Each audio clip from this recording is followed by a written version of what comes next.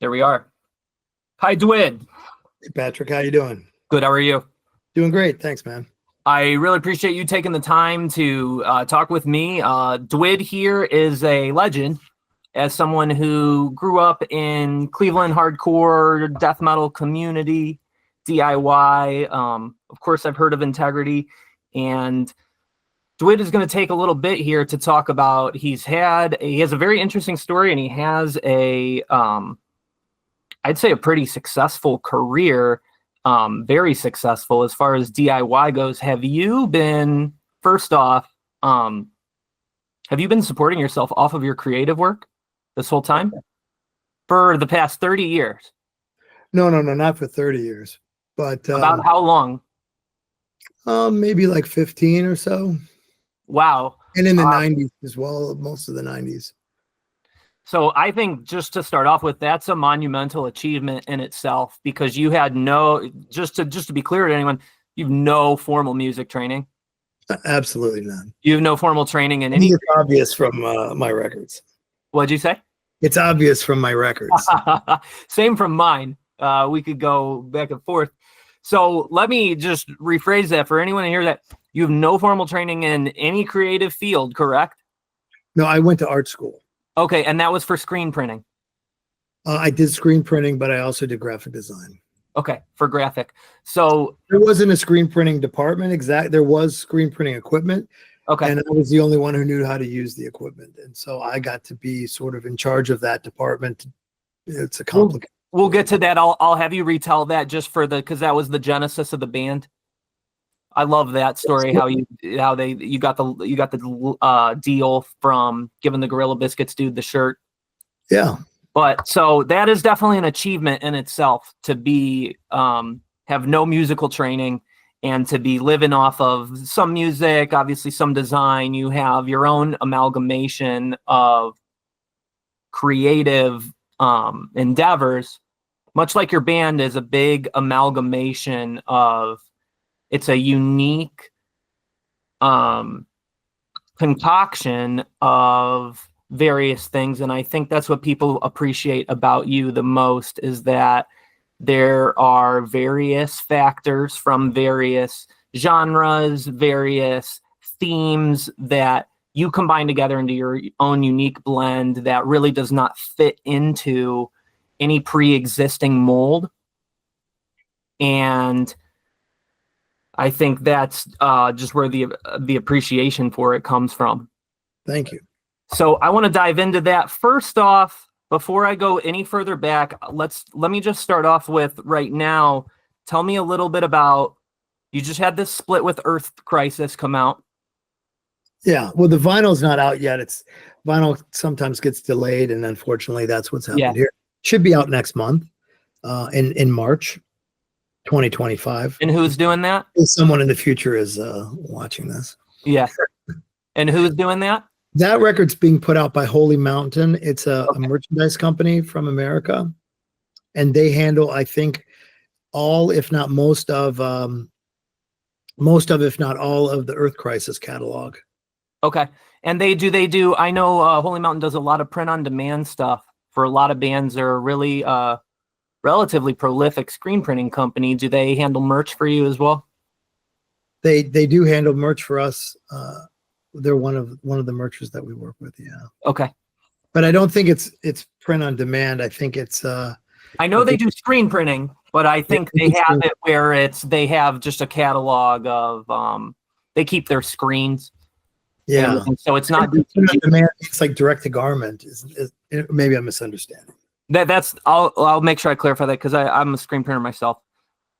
Print on demand, not necessarily direct to garment, but yes, when people are talking about print on demand, that usually they're talking about direct to garment where you put in the printer.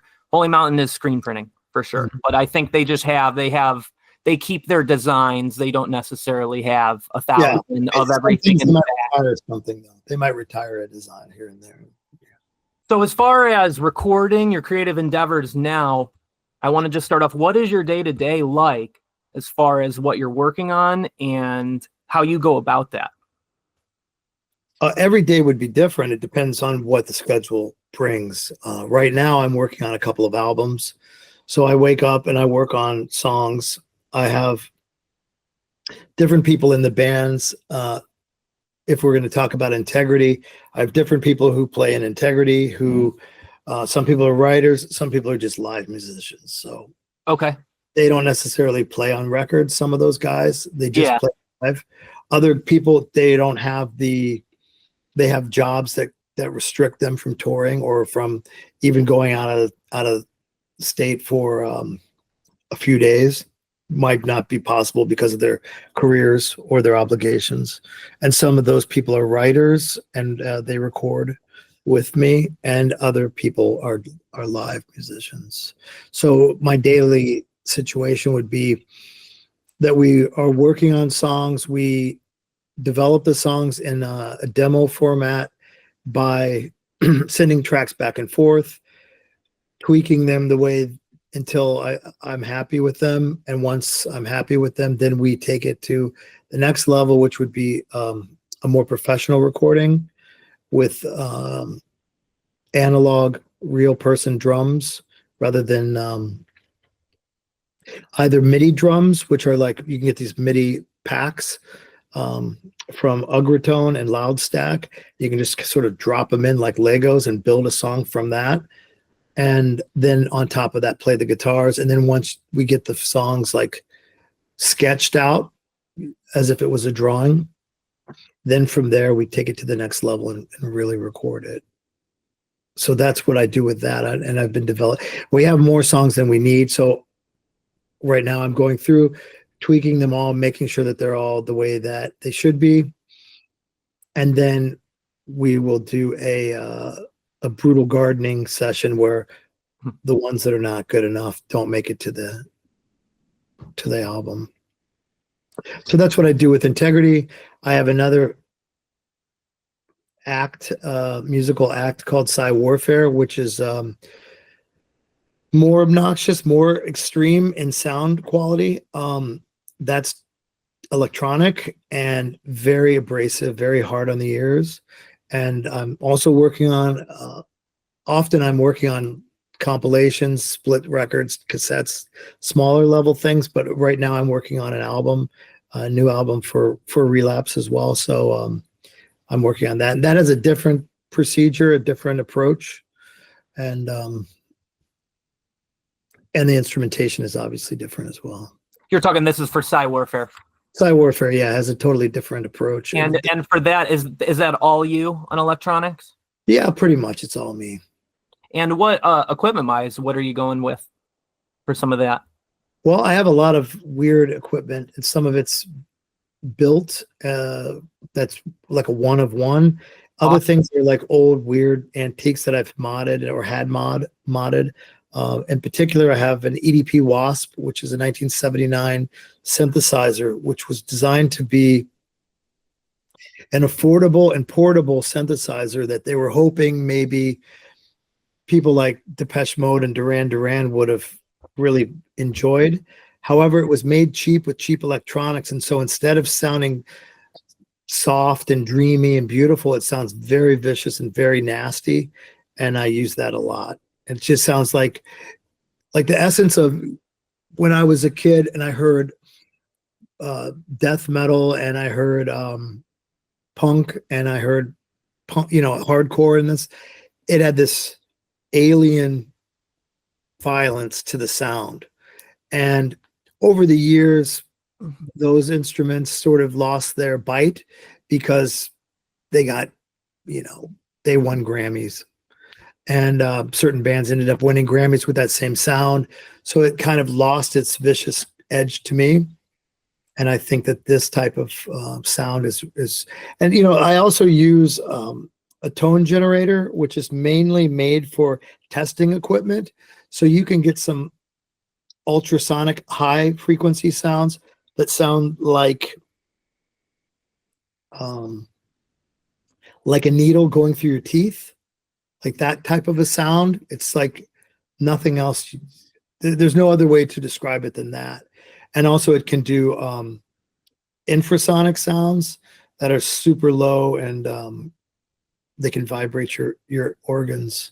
So that's the kind of thing I'm really interested in making, like making music in a structure that emulates the rock or punk or metal or hardcore or whatever structure, where you have verse, chorus kind of thing, but using sounds that are not orthodox. Very cool. Did you build you're talking for some of the one-on-one models you have? Is that stuff you built? Some of it I've built or broke things to make it go the way I want. Other things I've either hired someone or they were my friend and just did it for me. Okay. So, anyone we'd be familiar with? I'm supposed to speak with Steve Makita tomorrow. really? Who's jamming now? He's out in LA. He's with he's with the Man is the Bastard dudes.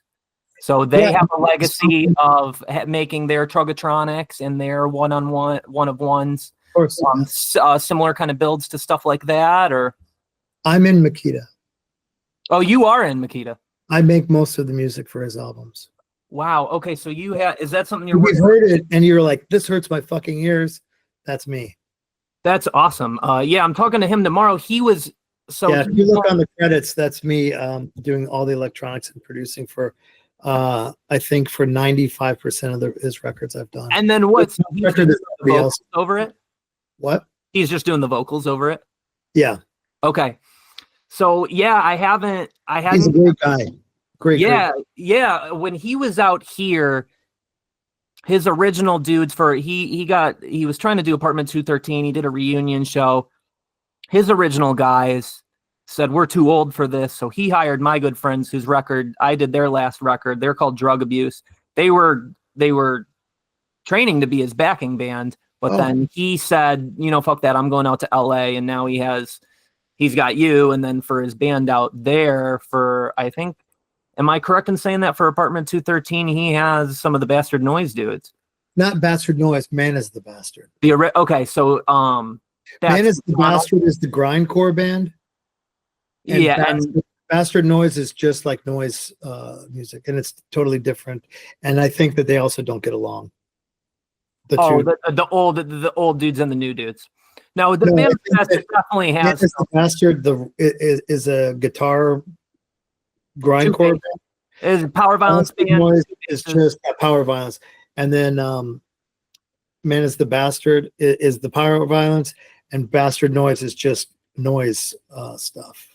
But they had those, they were playing that equipment with Man is the Bastard even before that. They were playing that power electronics. And just split with the one guy, and he went Bastard Noise only. The other guys went Man is the Bastard. That's what I understand. I'm not. Okay. That would be awesome to talk to them about the legacy of that. So similar setup with the handmade electronics. Bro, you're looking for broken stuff. It sounds like your motivation is in seeking the most abrasive thing you can find. It's just sounds that are not common to my ears, and then that gives me this sort of sense of excitement where I'm like, this is a new sound, that what's happening here is something I haven't heard before, and it really excites me. With Makita's albums, I specifically used I used this bass synthesizer. It's from the early 90s, and it's not as old as the one I love to use, but I don't use that as much on his records. But this one is a fantastic bass instrument, and then I use that and I cut off some of the higher end, so it's just really low stuff, really infrasonic. And then on top of that, I use the tone generator, which can do these really like piercing sounds. If you've listened to any of his recordings, he has several albums out. The ones that really hurt your ears are the ones that I was producing and making the music for. And that's the structure for that, as well as for PSYWARFARE. I love that you take pride in that, having the more abrasive. He was in PSYWARFARE as well, and we just played. I think it was in August or so. We played at the Flaw Fest in Cleveland. Did you? Oh, no, I didn't. And so he and I played that show, and it was a great time. And he played in PSYWARFARE. He hadn't been in PSYWARFARE for, I don't know, 20 some years, because he'd moved to California and everything. Okay. So it was like a reunion type thing with him. Is collaborating with him similar to your process with other bands? Does he give you a lot of direction, or does he give you free reign? Does he just say, I love what you do, I'll do it, and put vocals over it? Makita and I have a special rapport. I've known Makita since the 80s. And we really work easily together. And I know what he wants and he knows what I want. What he actually does is not sing on the recordings. He, throughout his day, gets inspired, and he takes his phone and he takes that memo app and just yells something in there, and then he sends it to me on iMessage, and then I get it, and then I build a song around that. I add some effects to the voice, and then I build the whole song around that. Because what he'll normally do is he'll yell something that was like kind of a chorus mantra kind of a thing. Okay. And then he'll give me that. So I'm like, okay, I can use this. Here's the chorus. I put it, these places. And then he'll fill in the verses maybe on his lunch break or whatever. And he'll send me those yelling some other crazy stuff. And then I'll put that in there. And then the song's done. That's hilarious. Because we like to do things unorthodox. But Makita and I had been making records together for like 40 years or something, like a long time. So we've been friends a long time as well. We've always been friends. He also had a group called Lockweld, and I was a part of the early years of that because he didn't know how to record it at the time. Okay. And I was like, I'll just be in it too and like help you guys record. And eventually they learned how to record, and then they went their way. I mean, we were still friends, but they just did their own records without me because I was busy. It wasn't like that we didn't get along. It was just that I make a lot of records, so I don't have time to make. And Makita makes a lot of fucking records too. So if I made all Makita's fucking records, I wouldn't have time to make mine and his. So I have to, plan. Yeah. That's super cool. He's a great guy. I love him. And Apartment 213 is an awesome band too. So that's very interesting. I would land talking to you guys a day apart because I didn't realize that you were the master behind his power electronic stuff. Because I'm more familiar with him. One as the Apartment 213 guy, but then two, you also hear lore from Cleveland of him when he used to do the power tools. Yeah. No shortage of crazy stories for Steve, which I'm hoping he innovated that power tools thing. That he was the first to do it, and he would do it often with PSYWARFARE as well. We played this show in the mid '90s in Chicago called Expo of the Extreme. Okay, and we were positioned instead of on stage. They positioned us on this little like balcony that went over the entrance into where the people would walk into the fucking venue, and Makita was just like angle grinding sparks onto the people as they unexpectedly walked into the venue, so they're going in their hair and in their faces, and they're like, what the fuck? It was amazing. It was a lot of fun. That's hilarious. It was one of the last shows that Roz Williams ever played, if you know who Roz was. Roz from Christian Death. Yeah. Wow, that's hilarious. It was like filled with stars and like crazy people like Dana Plato from Different Strokes. You're too young to know who that is, but this was like a child actress who grew up and became like addicted to something, meth, heroin, I don't know, and then became a porn star. Ever heard of like Different Strokes? Like, what you talking about, Willis? Yeah. That was the catchphrase for the star of the show, and she was his sister, and she was at the festival too. And then she died shortly after it too. Roz died too. A lot of people died after that for some reason. It was a bad omen from you guys. Yeah, I don't think it was us, but yeah. Wesley Willis was there, if you know who he is. Of course I know who Wesley Willis is. We drove him. Makita and I drove him. We picked him up. He was waiting for the bus. And we had rented a van, and so we saw him. We're like, is that Wesley Willis? What the fuck? Yeah. So we're like, let's pick him up, And our friend Steven Kasner was driving. Steven was, he also is dead. He was a very creative artist from Cleveland. He made a lot of amazing paintings. A fine artist, oil paintings on canvas kind of stuff. At one point, he had the same manager as H.R. Giger. He was going places, but his life got cut short, unfortunately. But he and I and Makita picked up Wesley and drove him to the thing. So, can you elaborate anything what that car ride was like? Well, the thing about Wesley, I don't know how much you know about him. Is he greets you with a headbutt. Okay. That's his sign of affection. Yeah. And he had a very calloused forehead, so he headbutted us, and we were like, "Whoa, dude!" You know, he was a pretty big, strong guy. So it was pretty wild. And Boyd Rice was also in our van, and then we all drove to the festival. And at the festival, there was like Jim Goad was there from Answer Me magazine. Who else was there? Okay, so this is a proper freak show. Yeah, absolutely. I mean, it was like, for that type of thing, it was like an underground extravaganza of all the outcasts who were like the most obnoxious in the underground scene, I think. And then there were some people who weren't, but predominantly obnoxious people were involved. Yeah. Very cool. There's a flyer on my PSYWARFARE Instagram page, and you can like see the whole lineup on there. And I think Ron Jeremy was there. A whole bunch of crazy people were there. It was like porn people, performance artists, musicians, noise musicians, heavy metal. Trouble also played. Okay. Nile played, I think, too. Several. Mortis played, if you know who. Like he's crazy gig. Yeah, I think that was Mortis's first show ever in America. Wow. So just real freak fest. And he had a porn star, one of the porn stars that was there just walking around. He had coerced her into being part of his show.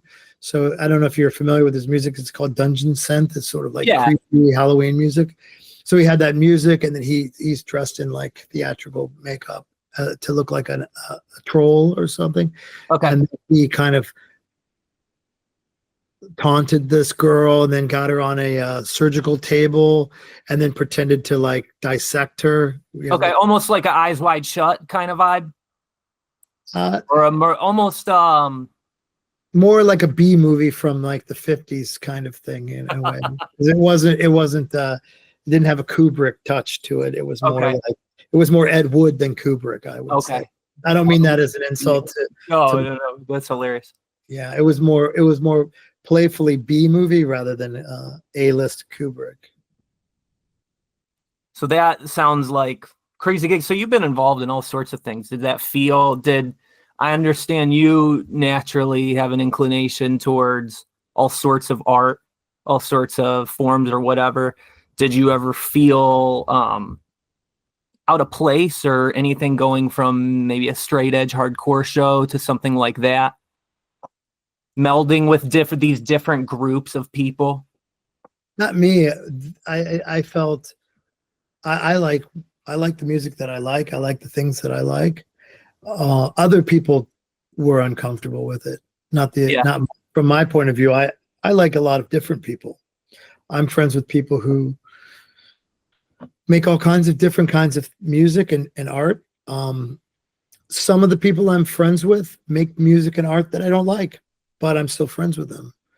And I think that that's important. It's okay for people to get along and not necessarily like their art. But then I have some friends who are really uncomfortable if I don't like their art. But I'm an honest guy, so I don't lie about it. And then some people get mad about that. They find that to be insulting, but it's better to be honest, I think. But as far as going to a metal show or a hardcore show or a punk show or a noise show, I mean, for me, it's underground music, and I think of it all kind of as the same gothic stuff, all kinds of different music I like. Blues music I love soul music, I love gospel music, I love all kinds of music, and as long as it has passion in it, that's really the thing I look for. Some kind of extreme feeling to go with the extremity of it. It doesn't have to. Extreme music to me isn't just I'm saying offensive things to you, but extreme music to me is like something very passionate where you can feel it deep inside of you, and it can move you, and like your hair can stand up on your arms, you get goosebumps. That kind of a thing is what really moves me personally. And so with music, I mean, there are hardcore bands that do that for me. There are hardcore bands that do not do that for me. There are metal bands that do that for me, and there are metal bands that don't do that for me. And with everything, it's like that as well. There's some bands that I just think are incredible, and then there are other bands that have almost exactly the same parts, and it just doesn't work for me, you know? So it's like that. I grew up in a time, and I don't know what it's like for you, you're a younger guy. I grew up in a time where everything was very, very particular, and there was, you had to be one thing. And I didn't want to be one thing. I wanted to like everything that I liked. And that caused a lot of difficulty for me, because if you didn't conform in the nonconformist corner that you were, you know, appointed to, then people would get really upset. I don't know if they thought that you were a traitor, or that I was a traitor, or if I was a tourist, or what it would be, but they just really wanted you to stay in your lane. And I'm not that kind of guy. I didn't get into underground fucking music to follow rules, to have people tell me what to do. I got into it because I wanted to do whatever the fuck I wanted to do. Even if I wanted to make a Mariah Carey song, which would be physically impossible, but if I tried, you know, I would do it. I don't care. You know, you can do whatever you want. That's what underground music is about. Now, if you're doing above the board music, you know, pop music, then you have to follow all the rules. You have to do what everybody tells you. Fuck that. I do what I want to do, and it's a great thing. That's why Aaron Melnick, the guy I was talking to you about earlier today, he and I got along really well, because he was like that as well. He likes all kinds of music, and he was the only person at that time that I knew who liked everything too. And he would be like, "Hey, did you ever hear of this band?" And I might have, and I would say something to him, and he might not have heard of that one, and vice versa. You know, we would share ideas about music that we hadn't heard. And so what you said about Integrity being unique in its sound and structure, that's why. He was the original guitar player in Integrity, and he and I both liked so many different kinds of music that we wouldn't say, well, we want to make our song sound exactly like this band and this band and this band. We would be like, hey, this maggot brain from Parliament sounds so fucking, or from Funkadelic sounds so amazing, but what if we did it like this? And what if we added some of that? And what if we threw in some of these things? And, you know, like cooking something in a cauldron.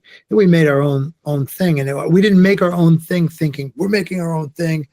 One day we're going to be on a podcast with Patrick, and he's going to say something friendly to us. It was more like, this is music that was missing from our music collection.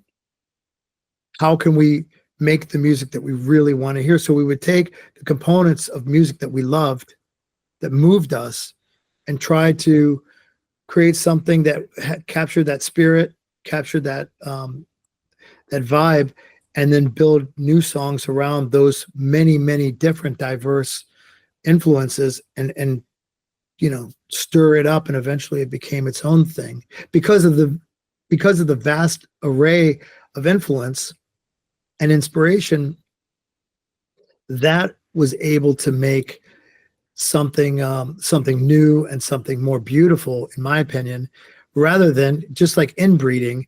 If you're always fucking your cousin, you're eventually going to end up with something that's an abomination. And so if you just keep copying in the musical thing, you know, like if you keep inbreeding within one genre of music, you're going to be limited, and you're going to get an extra chromosome here or there. So, you know, what we did was just, we wanted to make music that we liked, using being inspired by the music that we love, and then add extra elements. You know, like one of the early components that we had, or the early formulas, was something along the lines of like early Motley Crue, like Shout at the Devil Motley Crue. What if Shout at the Devil didn't have Vince Neil singing, but had Lemmy singing? And it was also, you know, noisier and meaner and this type of stuff. That's that we have a song that Scott helped us write that's called Judgment Day. And that's our most well-known song for Dying Fetus, but not for us. They covered it. Or maybe for us too. But that song, you can hear, if you listen to it, it sounds like maybe like Too Fast for Love, Motley Crue with Lemmy singing or something. And maybe some Slayer in there too. But that was Aaron and Scott and I made that song. I love that. Not Exchange and ASCAP seemed to think somebody else, another band wrote that, but we did when we were kids. So I love to hear that. That's in deep resonance with my feelings on it too. I go through my number one deciding factor for liking anything I like is just the feeling it gives me and how much I can engage with that. And I do my best to use music and art as a tool to engage with myself deeper. I have a question. Yeah. Sorry, I don't mean to interrupt you. No, I was just agreeing with you, saying that's what music should be. It should be something that you feel a connection to. And if you don't feel a connection to it, put that one away. Find the one that does. Find the music that connects to you, even if your friends feel that that's not cool. Absolutely. I have a question for you. Are you a fan of Carl Jung at all? Yeah. I'm a big fan. Carl Jung has a quote: "We don't choose archetypes. Archetypes choose us." Mm-hmm. And for anyone listening that maybe isn't familiar with the terminology, archetype just means original pattern or the core essence of a form. So when I look at the archetype could also be something like something that would represent a whole by using a identity. So you could say Christ-like. That would be an archetype. You are Christ-like in your actions. It doesn't mean you are Christ, but you're an archetype of what Christ represents. Could also say I'm Christ-like in my appearance. Also in your appearance, yes. So that's great. When I'm hearing you talking about your life story, I see a lot of archetypally, I see this visionary artist active in you. I also see this rebel or even heretic archetype coming up. Now that we're going, if we could go back to your background a little bit, was this, I guess when I bring up that quote, what's your feelings on that? Did you feel as if you were intentionally being contrarian? Did you feel as if you were intentionally being rebellious? Or did you feel as if just the internal contents and your interests were occasionally at odds with what was with your environment? It wasn't an intentional journey or trajectory into being contrarian or into being disobedient. It was more what I liked. And at the time, it's going to be difficult for people of your age to probably understand. I don't mean that in a derogatory way. That's what I'm trying to do here. Yeah, like in the 80s, if you wore a Misfits shirt, and you're not going to probably believe this, if you were a kid, 16 years old in the 80s, and you had a Misfits shirt on, and you couldn't buy it at Walmart, and Walmart didn't even exist, and you had a Misfits shirt on, and you went down the street, there is about a 95% chance someone's going to try to jump you, at least throw a bottle out the window and call you a name, and probably try to fight you and provoke you into a fight. If you wore that shirt to school, 100% chance someone's going to be confrontational with you just for the shirt. That's all. This is what the upbringing was like in the 80s. So there is a part, I guess, where it felt more worthy, more worthwhile, that it was something I had to bleed for, the music that I liked. But at the same time, I would have liked it anyways. Maybe it solidified it a little bit more. Maybe it strengthened my resolve for this type of underground music because I had to fight for it. And oftentimes lose, fighting against the football team because I'm one of the very few guys wearing a punk septic death shirt, whatever it was, even skateboard shirts were considered that to be a symbol of a pariah. You would be hated by most of the people in the school when I was growing up. So that kind of thing, it made me, I guess maybe the thing is, and I haven't really thought about it, so pardon me, I'm sort of working this out as I'm talking. I guess that the thing would be, it gave me a sense of maybe being a bit of more of an outlaw because of the things I liked were forbidden or taboo by most people, but it wasn't that I liked it only because of that reason. I liked it because I liked it. I liked the ferocity of those bands, and I liked the way that those shirts looked. I liked the art on those shirts, and I wore those shirts because I liked them. And I was fucking right, because now those fucking shirts are in Walmart, and they're in H&M, and they're all over these stores. And the Misfits are playing arenas now. Back then they weren't even around anymore when I was a kid, but now they're doing better than they had ever done. And the music is still just as important as it was back then. So, being right isn't necessarily important to me. I'm really just trying to be a smart ass when I say that, but I didn't sit down and say, you know what I'm going to do? I'm going to be defiant, and I'm going to think of something that people don't like. Now, when I do make PSYWARFARE songs, I might say this sound is so fucking atrocious that it hurts my head. I'm going to use that on purpose because I'm sort of through that platform, through that band, I'm pushing, I'm manipulating what music is, what is acceptable in music, but also what is possible in music.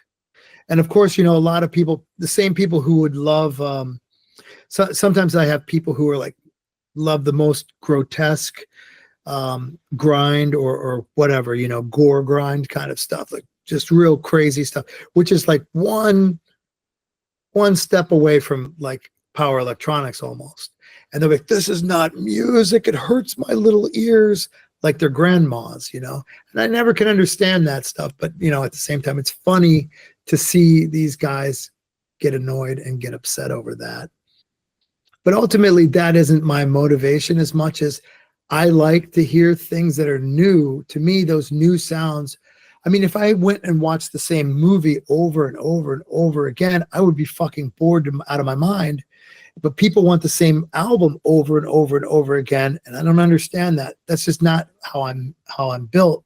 So when I make music, I want to make something that's new, that's something that's going to excite me, something that's going to be fresh on my ears and in my mind and in my soul, and feel the same energy and excitement that I did when I was a child and I first heard these kinds of bands. I like to do that when I make my records, and each band that I have has a different way of going about that. As I said, PSYWARFARE is more strange sounds, more violent sounds, more abrasive sounds, and Integrity is oftentimes more. It's abrasive, but it's has a rock structure of guitars and drums and things like that, and vocals. Now, that's not to say that it's pleasant on anybody else's ears, and grandmothers worldwide are probably disapproving of both bands, but it's something to do. It's something that interests me, but it isn't really that I think, oh, I'm going to make something that's going to make people dislike it as much. That's not really maybe where I'm going with it, but I do like to push the envelope and do something interesting and new. For example, you mentioned earlier the Earth Crisis split that we did. So with our Earth Crisis split, most people would approach it as, okay, I'm going to try my best to make it sound exactly like the original. And what we did was we embellished it. We'd made it our own. And then the song that we chose is a song called Cease to Exist that Earth Crisis had written. And there's also a Charles Manson song called Cease to Exist.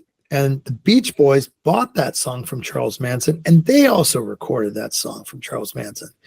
And so I thought, well, that would be an interesting song to cover from Earth Crisis, and then have that song start to come apart and unravel.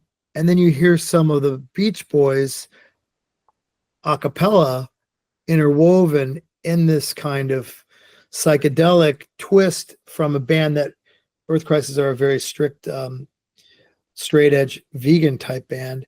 And then you start getting to this like psychedelic flow that's going on. And then you hear the Beach Boys a cappella and the Manson Family Girls. And then you have bongos and Aaron Melnick ripping crazy leads and all these things.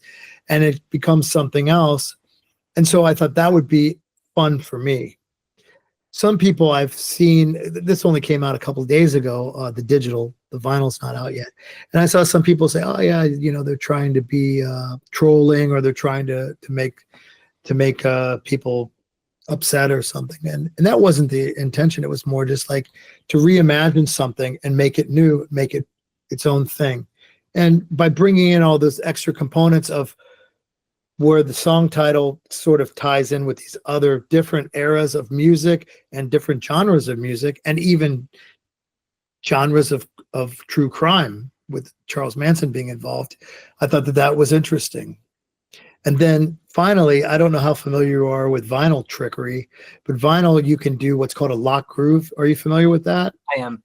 Let's just explain it for anyone who doesn't know this, that's listening to it. There's run out grooves on a vinyl record when it ends, where if you have a turntable that does not have an automatic return mechanism, this last groove will play continuously. And since the Beatles, since the early 60s, at least that I'm aware of, the first ones, who did on Sgt. Pepper's or something, you can print something on this run out groove and it will loop indefinitely on the turntable. So explain what you were talking about with that. Yeah. Also, the reason that exists is so that when the record would go to the end, the needle doesn't go onto the center label, the paper center label, and destroy your needle. What I did was we timed it so that anyone who's familiar with Earth Crisis will know what I'm talking about. They have a song called Firestorm, which was actually recorded in Cleveland at Mars Studio. That was, I think, on their very first album. And they came out to Cleveland and recorded it at Mars. The way that the song goes, I'll do like a mouthing rendition of it. It's like jug jug jug jug jug jug jug jug jug jug jug jug jug jug. So we just recorded that. And then I had the mastering guys time it so it loops that perfectly, and it just goes forever. So if you listen to it on the digital, it goes for 8 minutes, but it could, if you on the vinyl, go for as long as you want.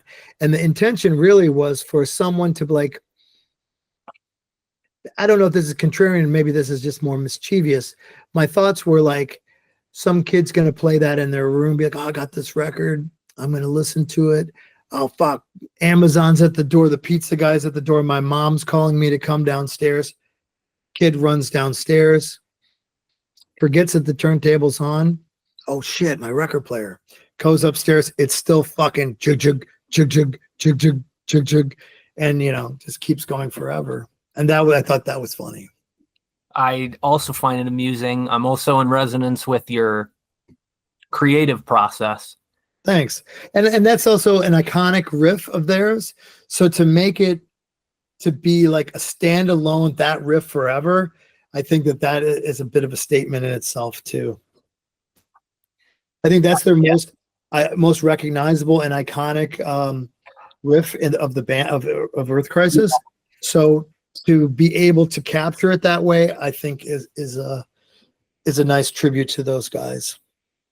Awesome.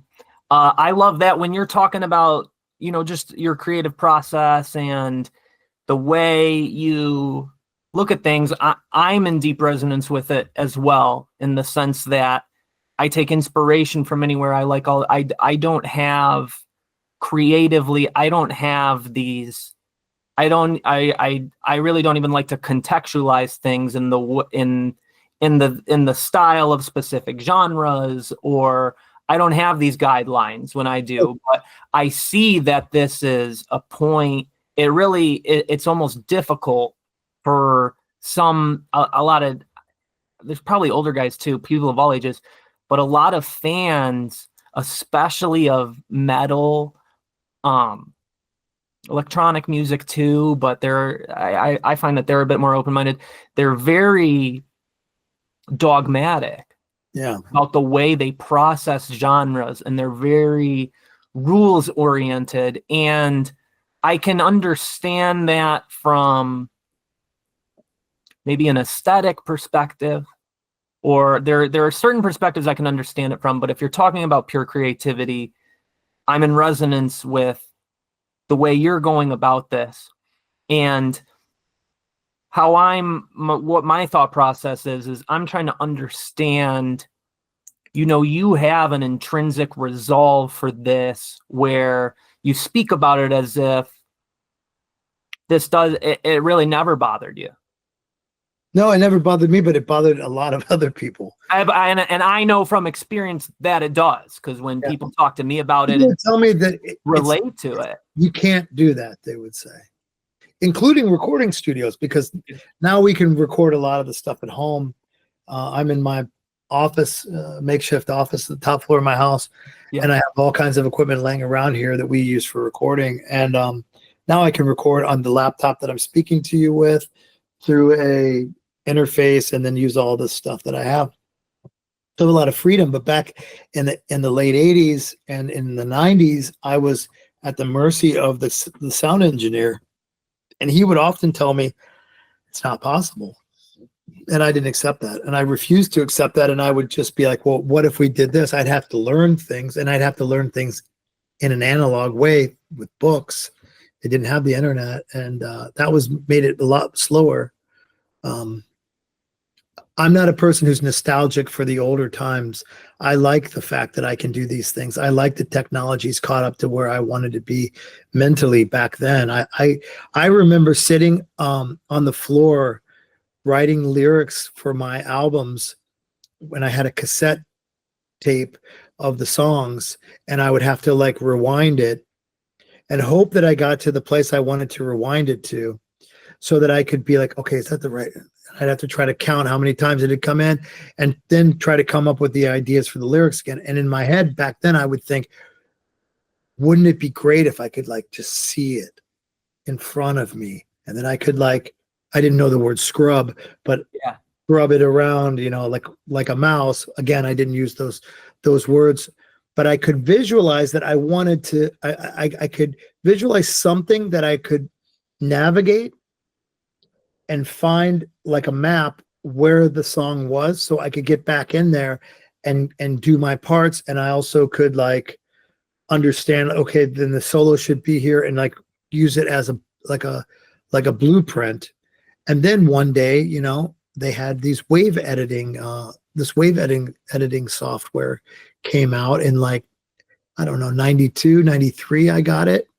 And I was like, this is pretty much what I've always imagined having. And I could just like move a mouse and click there and be like, I could even loop it and just hear that same part over and over again. I could even replicate that part and make it longer if I had fucked up and it was only recorded it, for example, 3 times and I needed 4. I could just take that one, copy, paste, boom. And I was like, I felt so free. That's awesome. You guys that are younger, you're like, what is he talking about? But back then, that was like a caveman sing fire. I was like, wow, this is incredible. This is a tool that I can really, really get my teeth into. It was an incredible thing. And Photoshop was the same. What happened was I used to do all of the artwork manually, like tactily, physically cut and paste artwork, like in a collage kind of manner. And sometimes when I'd mail it, like the glue stick would come loose and the part would fall off, and then the record would be missing that part. That was just one of the fucking risks of the technology at the time. And my father told me that he knew of some kind of software called Photoshop, and this was like Photoshop version 2. And he was working at a place where he got a lot of computers and had them in his garage. And he was like, I'll send you a couple and I'll send you the software. So he did. And then I self-taught myself Photoshop in like 92, 91, something like that. And it was a big book, you know? Yeah. And that was like, you know, when they say, give a man a fish, he eats for a day, teach a man to fish, he eats for a lifetime. That's what that was for me. I mean, that also really expanded my mind. And musically too, even though obviously Photoshop doesn't do music, but some of the applications, some of the tools in Photoshop, I, in a form of synesthesia, sort of apply them in music too, you know. Same with collage.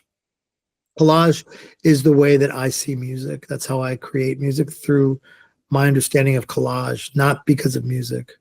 I also think of it, I guess maybe I do have synesthesia, I don't know, but I see it visually, I guess is the best way to say it. Yeah, it's nice talking to you about these things. It's fun, man.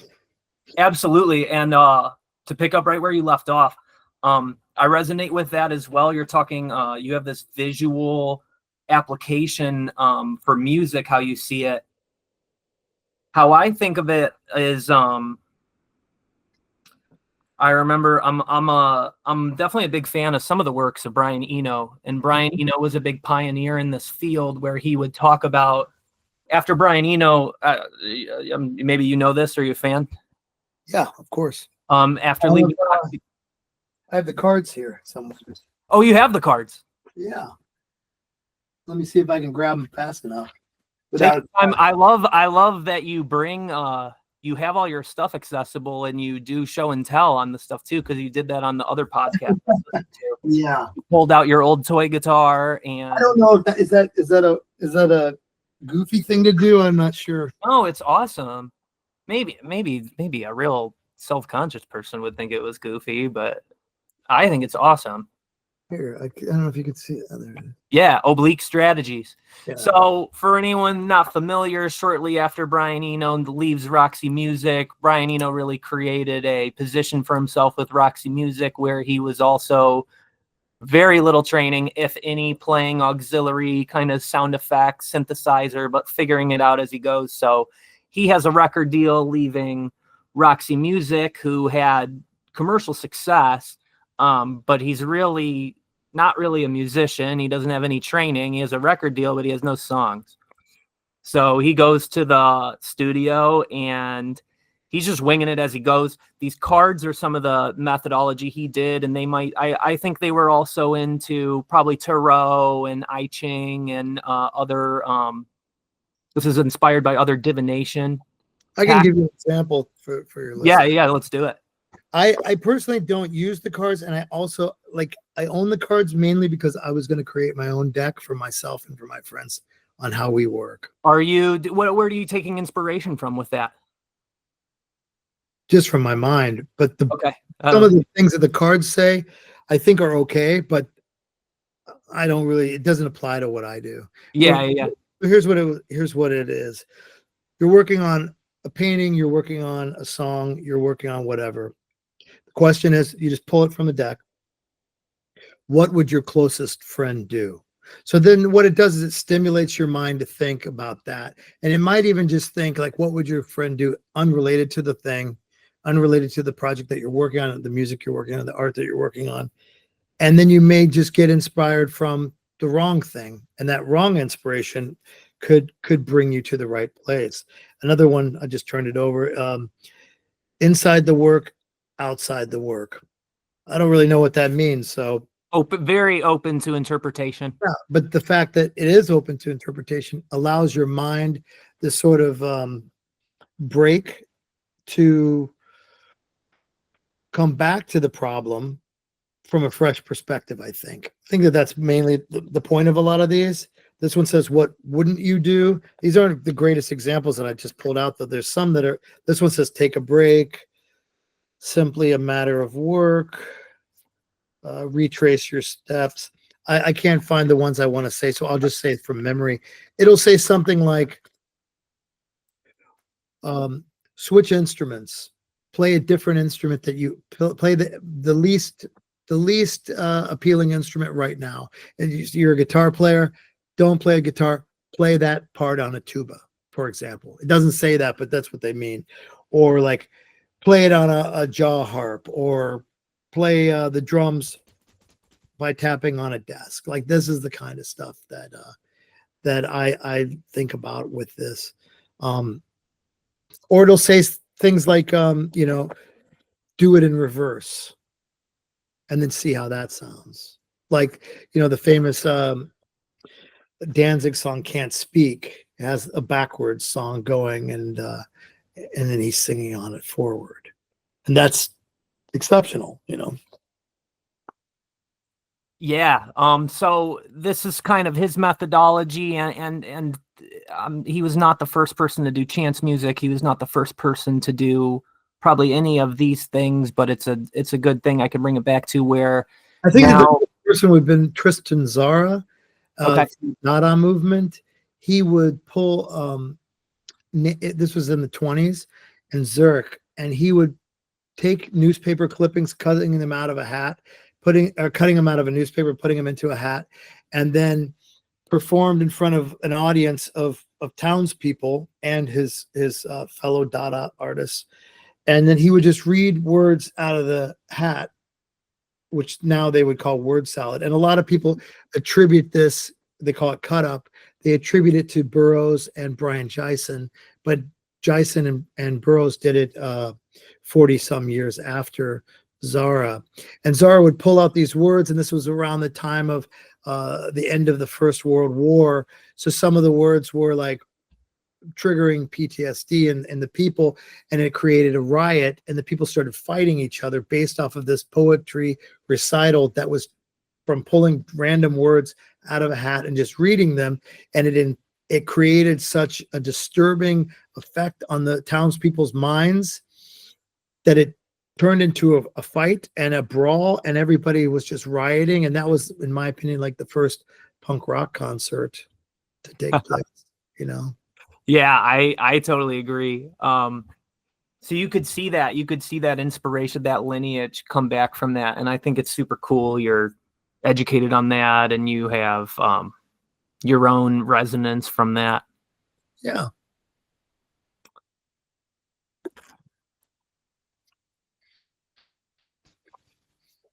Couple other I think you froze there for a minute. What? I think you froze up for a minute. The connection was. Yeah. So we were talking about that. So you pulled you have the chance cards. But anyway, that Brian, that's all I was getting at with when Brian Eno's in the studio.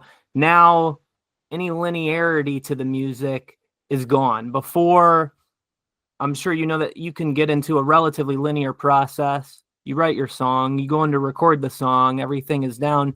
Now, with this, there's no song. You're going in and you are engaging this creative process where you're collecting various pieces, and then you're standing back looking at the canvas saying, how am I going to arrange these already pieces to create this final product? And it's a more intuitive approach because you don't have the end goal in mind. You are it's discovering while you are creating. Yeah, and I think that's a wonderful experience. Every moment is Christmas morning. But I don't want to take anything away from Eno. I think that's what you're talking about, is Eno. But I think that what you're also describing is the essence of like classical music, even.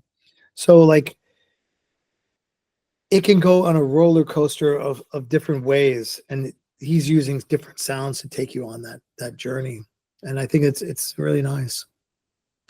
And other people do that, of course, as well, And, lately I've been trying to bring more structure to having pure chaos with the structure. Like I said before, by having the verses and the choruses and the structure of what people expect and anticipate, and then use instrumentation that they don't expect.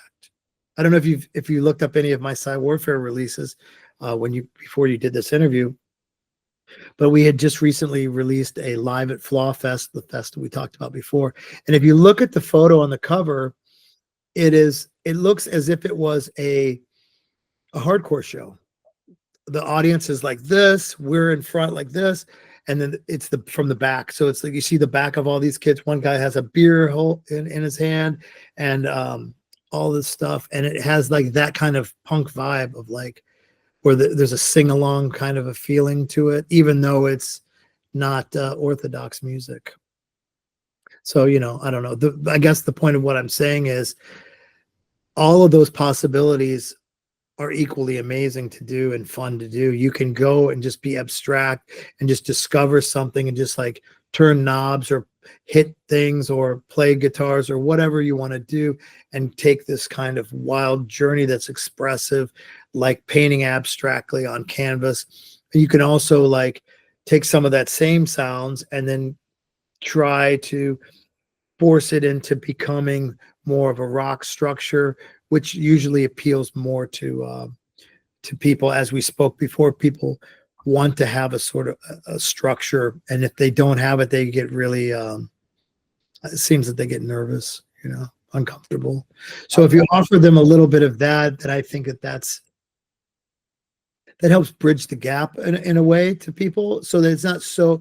A lot of times with noise music in particular, I've noticed in my life that a lot of the people who perform it, not all of them, of course, but a lot of the people who perform it are probably, outsiders, outcasts, and having not wanting to, not being extroverted. And so I've met a lot of people through my touring who would come up to me, the audience members, who would say, I like this kind of music, but every time I go to see my favorite noise act play, I have to be, I can't approach them because they have this air of arrogance or elitism or just, hey, leave me alone kind of a feel. And they don't want to integrate the audience with the music. And that's okay. I have nothing against it. But for me, I involve the audience. And part of my show is that I have some instruments, like this one instrument my friend made for me, and we bring it out almost like it's, an offering to the audience, and then the audience is able to push buttons and turn knobs, and as they do it, it has a lot of switches and knobs and buttons and things, and every time you touch the subtlest movement, you can hear it through the PA change, and then if I do this, it goes that way. Oh wow. And everybody's who's doing it is hearing the differences, and then they feel like they're a part of the show. And I like to say that I'm a lazy performer because then I make them do the work. But the real thing is it integrates the people into the show. And I've had a lot of people come up to me after the show and say, like I said before, that they felt that a lot of the other performers can be a little bit arrogant or not inclusive, and that they feel that they now sort of have a better understanding of this kind of music, and that they're going to maybe look into getting an instrument or try something at home, even if they're not going to perform, just for fun because they enjoyed that.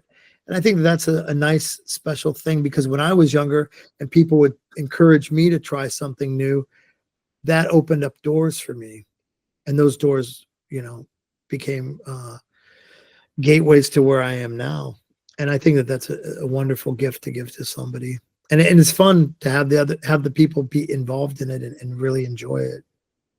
So I went off on a tangent, sorry, but no, and I think I'm going to be able to bring it back. Would you say your intention is for your process like this? Is it to be as immersed as possible? Yeah, immersion would be a good way to say it. But I mean, there's a lot of feelings involved. But one of them, I think. Tomorrow you're going to interview Makita. Makita is a very Christian, religious person. I'm not. I'm versed in the Bible, but I lean the other way. And and he and I can still be the closest of friends, regardless of my different take. But what I mean by that is I have sort of a churchy approach to it, like a congregational approach. And I like that the audience is feeling like they're getting some kind of spiritual enlightenment or release, or because when I got into this music, my understanding, at least from my own personal perspective, was I'm having a tough time at home. I'm having a tough time being a teenager, dealing with my body, dealing with my mind, puberty, dealing with bullies, dealing with everything, you know, the world was crashing in on my head. I would go to these shows and get it out of my system. And for the next few days or week or 2 weeks, whatever it would be between the next shows, I could have a little bit of peace. I would have relieved the tension, you know, pressure release. Cathartic. And yeah, and sometimes it would be cathartic. And, you know, I want to make sure that that's still a component in what I do for me, but also for the people, because I think that was always important to me. And I like that for myself. So I want to also give that to people too, when they come. I think that's great. And I agree, you know, for anyone who's been in a noise show, you know, that is a cliche, that it is not the most sociable, But you know, a lot of these oriented people. A lot of these people are, you know, introverted. It isn't necessary that they are arrogant. And when I said arrogant, I didn't mean it to say that the whole scene is arrogant. What I mean is they're introverted people. And because of that awkwardness of the introversion, the people who maybe want to ask a question are hesitant because they think, maybe this guy's going to snap, or maybe this guy's going to, you know, ridicule me. And Or they're I don't know. also shy or insecure or whatever. So they don't. But I'm more of a person who likes to say, yeah, this is how I make it. This is what I do. This is the instrument.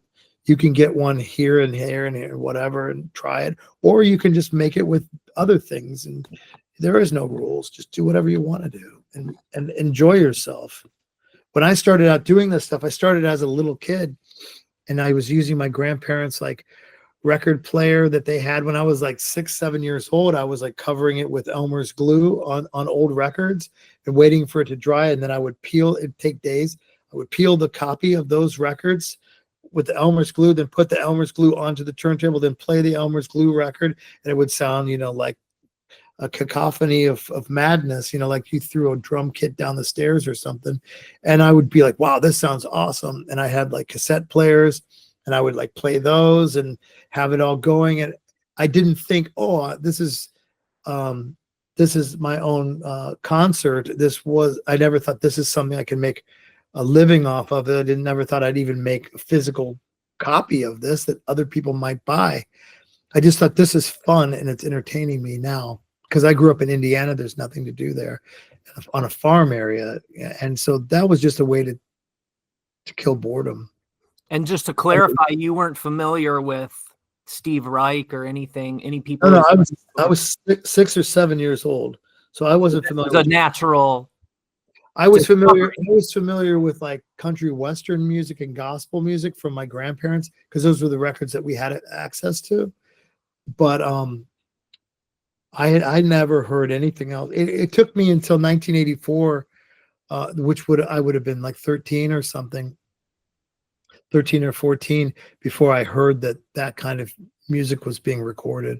And the first thing I heard was a compilation that was called Dry Lungs Compilation on Placebo Records. And it had a Merzbow song and Controlled Bleeding and Sun City Girls. And I have the record downstairs. I can't remember who all's on it right now. But that was the first time I heard people make a record of that stuff. And then I thought to myself, like, I was legitimately perplexed. I thought, why are they making a record of things that all the boys do, you know, all the children do? Because I thought everyone did this stuff. I just thought that, you know, in the same way that like a child of abuse thinks all the children are abused. I thought all the children make noise music, although it wasn't called noise music. I didn't have a name for it. My grandparents gave me a cassette player, and then I fucked around with it, and I would like record like these, like VCRs didn't even fucking exist when I was a kid, man. So like horror movies would come on. One horror movie would come on Friday night, close to midnight. only one per week. Friday night, I have to stay up, and then I couldn't capture that fucking movie to enjoy it throughout the week. And I couldn't, and even the next week, it might be a shitty horror movie, you know? Yeah. So I would have to be like, fuck, this one sucks, and be bummed and then have to wait till the next week. So I would want, I was like, I have to find a way to capture this fucking thing. So I would do two things. One, I would have a pad of paper and I would draw what I would see on the screen. And two, I would take the cassette deck recorder and put it right next to the speaker. And these were those big TVs that were like as big as a refrigerator kind of a thing, you know, and they had like the bubbly round front and in the back lots of tubes, heavy enough that like 3 or 4 guys had to move it if they moved it. And I would put the tape deck there and record the sounds and as much as I could onto a tape. And then throughout the week, I'd play it back. And I'd try to remember like what I had seen. And I would draw again, like, oh, I remember that monster, Frankenstein, that Dracula guy, that vampire, whatever. Try to draw it the way I thought. And it would always be wrong, which was the best. Because now I'm like Olympic level training my imagination because my tools were so limited and so, you know, so basic that it accidentally inspired my imagination and helped develop my imagination. Like in those Rocky movies where he's like, he gets beat up and then he goes to like the woods and is like chopping down trees with his fists or whatever, you know, it's kind of like that. And when I think of it now, like going back is like that equivalent of that, but for my imagination when I was a kid. And of course my imagination got me in a lot of trouble too, but you know, I wouldn't trade it. Absolutely. Yeah. And I love that because that's very insightful into when I'm saying, you know, I see a lot of this visionary quality in you. I'm seeing the thread, you know, I mean, there's when I listen to you talk about just the experiences you had in your life, there's a lot of reoccurring themes of serendipity and just this thread leading from one thing to the next thing that led to you developing the skill set you have that I think is behind the success you've had. So I love to hear that insight about it. That's a lot of people are going to take that for granted, that we have unlimited access to unlimited everything all the time. And it's almost amusing to picture you somewhat, you're trying to draw the still from the movie because that's all you got. Yeah. And my memory when the show is gone, this would be in the mid 70s was when I would do this. But, you know, like, I appreciate you saying like visionary, but that isn't the way that I look at it. I just look at it like this is stuff I want to make, so I make it. I don't really have a comprehension of like how other people might perceive the things I've made. I just make them and I just think about the next thing I'm going to make. I'm not so nostalgic about the other ones, although I like what I've made. I don't like dwell on it as much. I just sort of like keep trying to make things because it entertains me and it takes me out of this world. And that's what I'm getting at. And when I say visionary, I don't necessarily mean that. I don't necessarily even mean it as high genius or something to, and I feel like that's what you're saying. You're saying don't inflate the importance of something that was built off of necessity. It wasn't an intentional creative endeavor to limit myself in this regard. But what is visionary about it is that it's operating. This is what I'm most curious about, is the theme I hear over and over again. You're operating from your own value system. Yeah. Absolutely. And you're operating from intuition. You're operating from you're operating from the unseen.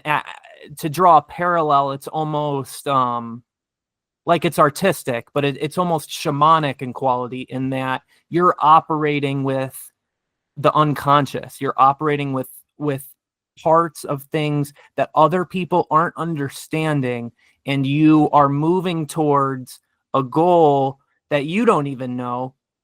Sure as hell everyone else didn't understand it until you got to where you were going, and then people understood time after. But yeah, I mean, it's a religious experience to make art or to make music, and it should be. At least it is for me. And you discover something about yourself that you may not have known through the whatever you create, and then you learn something, and then you are hopefully better off for that. And at the same time, it's entertaining to make something new and to hear something that you never heard before. And there's the reward is in the result, because now you have this thing you can play back and you can listen to it and enjoy it again. So maybe the fact that I was unable to capture the things I wanted to capture as a boy, maybe that had a trauma, and then I'm trying to sort of like come to terms with that by recording the things that I make now. I don't know if we want to get into Jung and Freud, but we could go to that, I suppose. But I just really just do it because I'm sort of this conduit, and it's what I do, and it's what I like to do. I don't really give a fuck about if people like it, and I don't really give a fuck if people I'm grateful when people like it, but I don't, that's not the point. I'm not like, oh yeah, I have to make this because people are going to be pleased. If that was the case, that's like, assembly line thinking. I don't like that. I don't want to watch the same movie all the time. I don't want to eat the same sandwich every day. I like variety. And so when I make something, I want a variety in it too. But because my personality is what it is, and my what would be the right way to say it? It's not just personality. It's like I'm sort of channeling something, and it always goes in this one recognizable way where you can say, that's probably him making it, but it isn't necessarily the perfect fingerprint. I don't know if that makes sense, but that's kind of how I see it. So it's a representation of me. I think it's a recognizable representation of me, each thing that I make, although they're not always identically the same, or even like sometimes even genre different. It can be so different, but people can be, some people who enjoy my creations are like, I recognize that as as one of your creations. And there are other people who might like one album of mine and not like others. And then those people often would say to me, well, how come you won't make that record part two, so to speak, and that doesn't really interest me to do that. So I believe you can never step in the same river twice. There are a lot of bands that try, though, and those bands end up being more financially successful because of it. And I understand the concept. I understand, and again, I'll use the analogy of going to a restaurant. I understand and I appreciate going to a restaurant and knowing that I'm going to get that same food that I got last week or 2 weeks ago. And if they surprised me, I would be pissed. I get it. But that's not how I work. So, they have to take it or leave it. And I don't care either way. I just do what I'm going to do, because it's entertaining to me, and it's what I live to do. And I don't care about, accolades or awards or any of that stuff. And I'm happy to be able to do what I do. And, when people are critical of what I've made, I think that it's funny, because, I'm not making these records to appeal to everybody. So this person states the obvious. This is not a record for me. Yeah, no shit, dude. It never was. That's why they made Britney Spears and Taylor Swift, dude. You can fucking listen to that, I'm curious about, I wasn't clear when you're talking about, you had your upbringing, your parents were highly religious, and this is influencing the way you're thinking about things. And obviously that's a whole road to go down, to deprogram yourself and have to develop your own ideas and your own identity around big concepts like meaning and spirituality. But are they, you're talking about it as, on the one hand, they were relatively dogmatic in their belief system, but it sounds like they afforded you some freedom in they weren't burning your Black Flag records, right? Yes, they were. They But they didn't like. were. So what happened was so this is two different eras. When I'm 6, 7, 8 years old, 9 years old, that's a different thing. I'm just making like a racket. Yeah, as and an old that person is would say. almost maybe were they interpreting that as devilish? They did interpret the vampire drawings as devilish, and they did have extreme concern and would take away my drawings or take away even my drawing tools at times. Wow. Okay. But I wouldn't stop. And then so that was the 70s, but in the 80s they started there was like a movement that I think now is referred to as the Satanic Panic. Yes. You know what that is? Yes. So the Satanic Panic was a thing where they were like, the devil was under everybody's bed, or it was the boogeyman. He was everywhere, and you got to be careful because he's in your Iron Maiden records, he's in your Ozzy Osbourne records, and then that led to the PMRC banning music or trying to ban music and police music and things like that. And when I started to get into the punk stuff, like this would have been 84 when I first got exposed to punk. I would have been like 13 years old. And then my parents really thought this is too far, and they had me locked up for it and tried to like deprogram me from liking weird stuff. Really, I just liked what I liked. It wasn't that it wasn't something that I was it wasn't contrarianism. I could see how it might look that way to some people, but it wasn't necessarily contrarianism. But, being the outlaw had its romantic qualities too, especially when you're alone, especially when you have like majority of the world wanting to kill you all the time because you had a funny haircut or had a funny t-shirt or whatever, and that didn't appeal to them. So there was a romantic component to that. And there was a sort of camaraderie when the PMRC came about, and there was I'm not good at team sports. I'm not good at like conformity. But a little bit of it, I felt this sort of like kinship or community when the government turned against underground music. And I wanted to fight back, but I was at the right time in my age, the right age of my life. I was a teenager, and that's what you're programmed to do. That as a teenager, you're programmed to like go out on your own, leave the village, go out on your own, fucking, hunt and either get killed or kill and then come back a man, or don't come back and you're dead.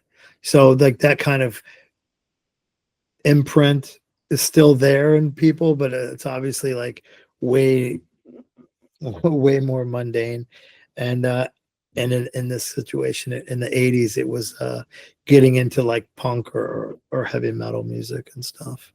But as you're going about this, are you keep saying you don't stop, either they take it away from you but you keep doing it. That's what I'm impressed with, the resolve of your spirit. Were you worried? Were you thinking, I'm going to burn in hell for this? Were you did you ever have conflicting feelings about it regarding that religious programming? So my family is Pentecostal, and they believe in faith, and they thought that I was possessed or something because I liked vampires.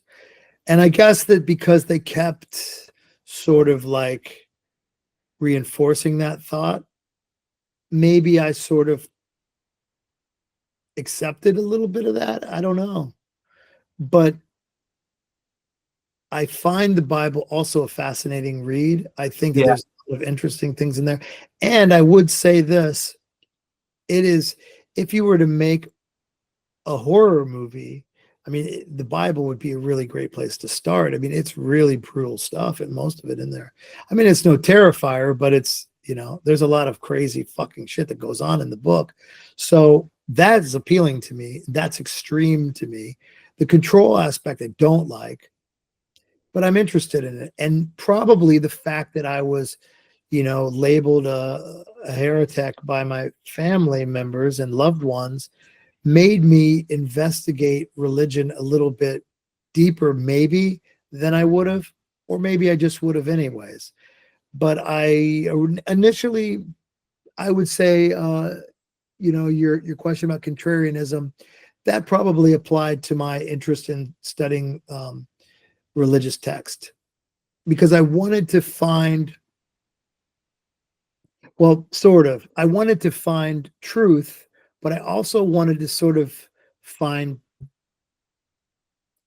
breaks in the system. I wanted to find like what doesn't make sense, like what, how, you know, like I wanted to sort of disprove some things, I guess. And that led me on a very interesting path. And at the same time, the satanic panic thing and the accusations that were brought onto me from my family members made me interested enough to, and this would be in the 80s, it made me interested enough to try, and I'll tell you, it was not easy. This was not an easy easy quest that I went on, without internet, with only libraries and also like these weird zines. I did my own research into trying to find out, like, is the satanic panic a real thing? Because I was sort of like intrigued and I wanted to know, like, is it true? Is there really this place, this group, this church, this whatever, this organization that's secretly, you know, controlling things and like executing children? Because I would wake up in the morning to have my cereal before school, and we'd have these milk cartons, and on the back would be a boy that would look like me, and he'd be missing, and nobody would know what would happen to him. And oftentimes they never found what happened to these children. So that was also a component to it all, where I would be like face to face, literally, with a child that would look, you know, not exactly like me, but, you know, of my age group, a peer, and that peer was abducted and in some kind of terrible situation. And that's what led me to like investigating things like the Process Church and other cults that were out to destroy the human race. And I found all my information for that in the back of, so you'd have zines that would talk about punk and underground music, but you'd also have zines that would talk about serial killers and weird sex stuff, and punk and metal and like kinky bondage sex stuff would often, and noise music, all that stuff would sometimes be in the same shop. They'd have these like sort of like stores where they'd sell like leather shit and like bondage masks, but they'd also have punk records and noise records and like books on that stuff. And even, nobody's going to believe this probably in 2025, but they'd have books on this crazy thing that was underground called tattoos. Tattoos was like totally fucking taboo. If you had a tattoo, you were either in the service, like in World War II or Vietnam, and you'd have a couple that say mom or the name of your girlfriend with a heart, or like your platoon, stuff like that, or you were a fucking criminal. But not everybody that you see on the street had tattoos. Like, that was absolutely insane to have tattoos. And of course I had to get tattoos because I was into that. But you'd go to these stores and they'd have all this and piercing was a weird thing too. Back then, piercing was like, it was illegal to get pierced. So you'd have to go to these like places that would be like in Lakewood and like dark backroom places that they, in the front would be like a video store, and then if you like said the right stuff, you could go in the back and they'd have this other stuff where they'd have like dildos and fucking weird bondage porn videos and magazines and all kinds of really fucking illegal shit like that, illegal sex stuff. But they'd also have the more extreme records, you know, White House records or these zines. And I'm going to get back on track because I just strayed really fucking far off. So you get these zines. I love, this is where I was going with it anyway. Oh, did you want to hear some of this? Okay. But they'd have these zines where in the back you'd have what was called classified ads. I don't know if that registers with you guys, but Yeah. classified ads for the people who are too young to know. So you'd have a magazine, which is a printed paper, like a book, but a softer book.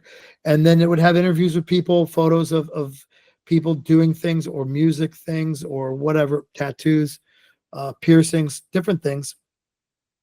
They'd interview them or they would spotlight some artist, whatever. And in the back, they would have classified ads, and you, the consumer, could send them $1, I think it was, something really small, in a letter. You'd have to take an actual dollar, put it in an envelope, close it up, put a fucking stamp on it, send it to them with a note that says what you wanted to say. And you could say, like, I'm looking for guys who are like-minded, like I am, to start a band. Here's my phone number. Here's my P.O. box, different things like that for communicating with people in this weird community. And there would also be people who were interested in like finding out occult things, people who are interested in finding out about serial killer things. There were people who were like corresponding with inmates you could correspond with. They would also run classified ads so that they could get correspondence, like Gacy, people like that. You could contact sometimes through there. And like that's how I met Peter Sotos, who was in the band White House, and other people like that. I met them through the back of these classified ads in these magazines. I would write them letters, and they would write back, or they would call or whatever. And then some people would like, they had intentions to like, sexual intentions or something. And my interests were more to find out about like these end of the world cults and like if it was true and things like that. And to find out information from them. And I corresponded with some people that it really would like put a shiver down your spine, the things that they would say, because you knew that they were involved in something very nefarious. And that was interesting too. But at the same time, I'm a kid, so I was pretty fucking scared as well. But that led me on a path of like trying to find out of as much as I could about like the dark side of faith. And then at the same time, like the depravity of humanity.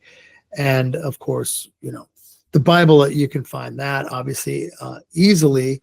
And then I also got into like understanding like the Council of Nicaea and Constantine, and how Constantine manipulated the books of the Bible because he wanted them to not,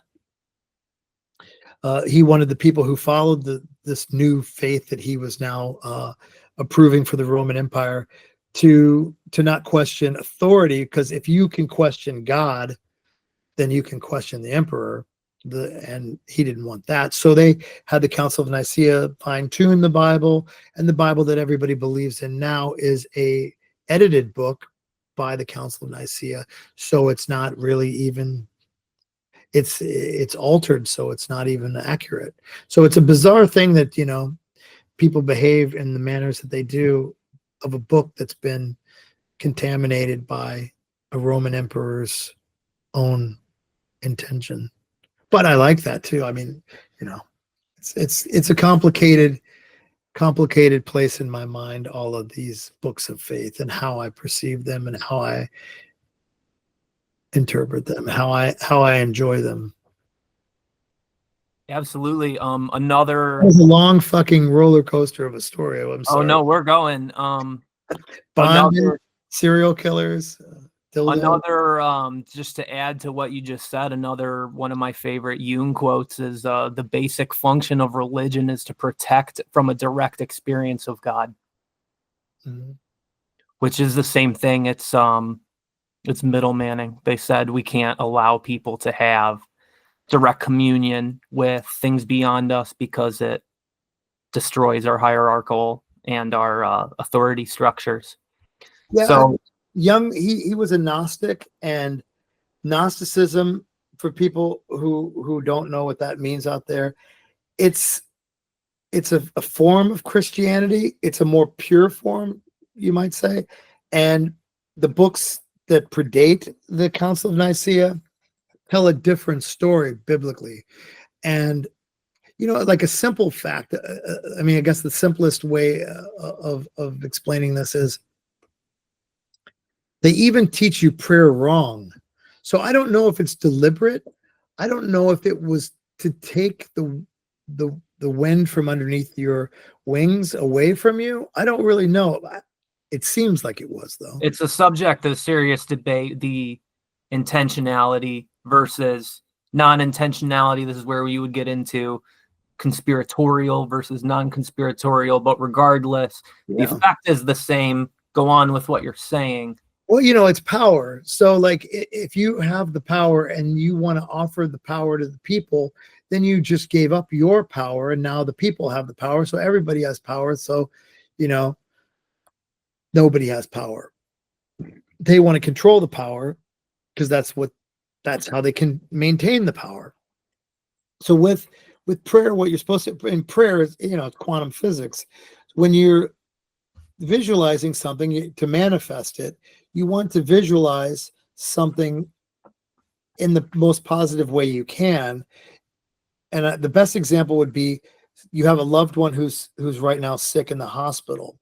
That loved one means a lot to you. And your mistake, not your particular mistake, but the general mistake would be to say, oh, grandmother is sick in the hospital. I really don't want grandmother to be sick. Please don't let grandmother be sick. Please, grandmother, don't be sick. I don't want grandmother to be sick. Now, what you're doing is you're reinforcing that grandmother is sick. What you want to be doing is visualizing that grandmother is healthy. The healthy grandmother is the one that you're going to be picturing in your mind. You're going to remember grandma running around chasing you on Christmas morning, whatever fun stuff like that. So then you're giving her you're reinforcing into the universe healthy grandma so that maybe she can recover. And it's not a guarantee, of course, but that sometimes it works in my experience. And that's something that they've miscommunicated to everyone. And I think deliberately incorrectly taught to the people so that they could have the upper hand. But I don't know, maybe it could just be ignorance. I mean, there's a lot of fucking stupid people as well that just make mistakes and don't realize it. It could just be that simple and maybe not be conspiratorial. Could just be, foolishness. Something in the middle where these two things are holding hands, where maybe there was a power structure somewhere down the line that purposely misled people. Yeah. There were people who believed it. They both contributed to the same ideology, as it perpetuates itself from both angles, nefariousness and genuine ignorance. Yeah, so like Jung was part of the Gnostic. It was part of the Gnostic train of thought, and there's a really wonderful guy named Richard Stanley. He's a film director, and he gave me these Grail stones. He lives in the Pyrenees Mountains down in southern France, and a Grail stone is a stone that came from a meteor crash, and I have it downstairs, I could show it to you if you wanted to. If you take another piss break, I'll show you how it works. So what happened is, like, thousands of years ago, there was a meteor shower, and these stones that are not from our universe crashed into the Pyrenees Mountains. That's just science stuff, right? But what these stones do is they're made of a compound that's not native to our planet. We're not familiar with it. And what happens is, if you wet it with your tongue or with water, and you take two of them and you rub them together, these two black stones, the more you rub them together, they start to emit this red blood-like or wine-like fluid that comes off of it. Now, this fluid, if you ingest it, they found has a quality of healing carbon. Our bodies are carbon-based, and so this is a natural healing, an accidentally natural healing tool. If you want to take an intermission, I could run downstairs and get these stones and do a... If you have time to do that, let's absolutely do that. Now it's time for show and tell. I love it. I'm honored to be one. Well, the first thing I have is that cassette I was telling you about. Okay. Just I'll show you real quick. This is the noise one. Yeah, I don't know if you can see. Lawfest. Where was this See at? how the people are Yeah, interacting with the show. That's not common. Could be on the back of a youth crew band shirt or something. Exactly. It looks like a Youth of Today. Where was the fest at? I don't know the name of the place. It's like a weird.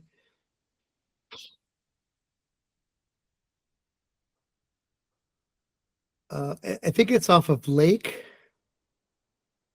And it was like sort of like a warehouse, tall brown. Okay. Building near the RTA stop in Lakewood. Okay. Yeah, I don't know which spot. I don't think it's a real spot. I think it was an art gallery that they sort of like organized with that, or I don't really know. I'd never heard of it before, and that was the only time I'd ever been there. So these are, once again, just go over this. Yeah, so these are Grail stones. I don't know how, can you see it okay? Yeah, I can see it fine. Can you see me okay? Yeah, well, you're frozen, but. Okay, yeah, that's what I'm freezing up on mine. Yeah, so they're black stones. And in the Bible, they talk about Jesus turning water to wine, and then you hear of blood from a stone. So the theory goes that, and these are just small pebbles, they have big ones as well. The theory goes is that some bigger ones were carved into goblets, and when you put water into it, it starts to turn from water to wine. It's not really wine. There's not alcohol in it, but I'm going to try to show you. I've never done this on a camera before, so I don't know what the results will be like. So I'm going to do my best to show you without taking my hands away from like a magic trick. But so hopefully you can see it here. Yeah, I can see it good. So what I'm going to do is lick them and then start rubbing them.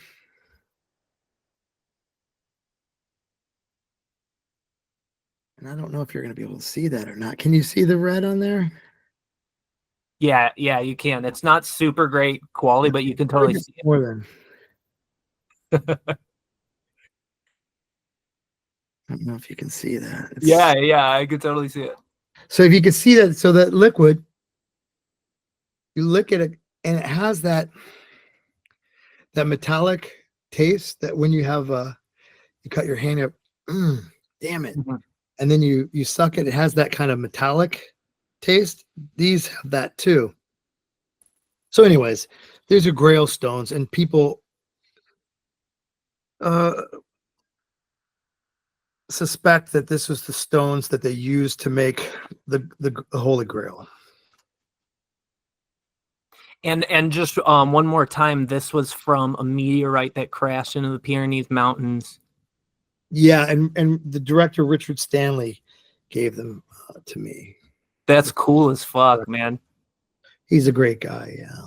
A wonderful person. And let me see. There you are. You did Thanks it. for waiting for me. No problem. And thank you for the demonstration. I hope it translates. I mean, I have no idea if it works that way. I've never done that before. I've never shown anyone. I've talked about it, I think, once or twice, but I never thought to show anybody. So maybe no one else was as interested. So I am interested in what you were talking about. You went through the back all these classified ads. You were inspired. Am I wrong in saying you were inspired a bit by your upbringing and some of the discrepancies that happen with that religiously to embark on your own conquest for the truth? And also, yeah, but it shouldn't come across as that I'm looking for the truth. Like I did something like righteous. It was more just like curiosity. Sure. And it's just, and to me, it's fascination with the obscure side of life, the dark side of life, the fringe, the extreme. To me, it goes hand in hand. Extreme music, you know what I mean? Morbid Angel had the shirt. Extreme music for extreme people. Yeah, there was a time then where all of that was done analog. There wasn't like internet, like sneaky places to look at crazy things. You had to physically be there, present, and be in danger often to do it. I believe it. being a teenager, going to those places was, and the things I was interested in and researching was what was putting me in danger. So you had some correspondence with some sketchy guys. Definitely, yeah. And my friend that I spoke of earlier, Stephen Kasner, he also was doing things like that too. And he was one of the first guys to curate a serial killer art exhibit. Okay. And he put together one in Cleveland where he had Gacy paintings, Richard Ramirez paintings, Otis Toole paintings, Henry Lee Lucas paintings, Manson art. I think he had like the sock art that Manson would do back then. Okay, wow. He would take the knitting out of his socks and turn it into scorpions and spiders, like these big. Yeah. Okay. He made toys essentially, and he called them creepy crawlers. And he said that as he creates them, they go out into the world and they do his bidding. So they're kind of witchy, and different things like that that we were into. Is people my age were into. What was your conclusion from when you go and you said you initially embarked to pick apart what was true, what was false about this satanic panic trend that was going? I mean, the easy answer is the Process Church. Process Church was working to show that the apple that is America is shiny and red and beautiful on the outside, and on the inside is rotten. And that was what their intention was, but not just to show it, but to also like play a role in that. So it's a really long and complex conversation to get into all of that, because it took me like all most half my life to get to what I know about it. But essentially, we spoke of archetypes. So they have 4 archetypes, and they chose these archetypes because they're the most recognizable to Westerners.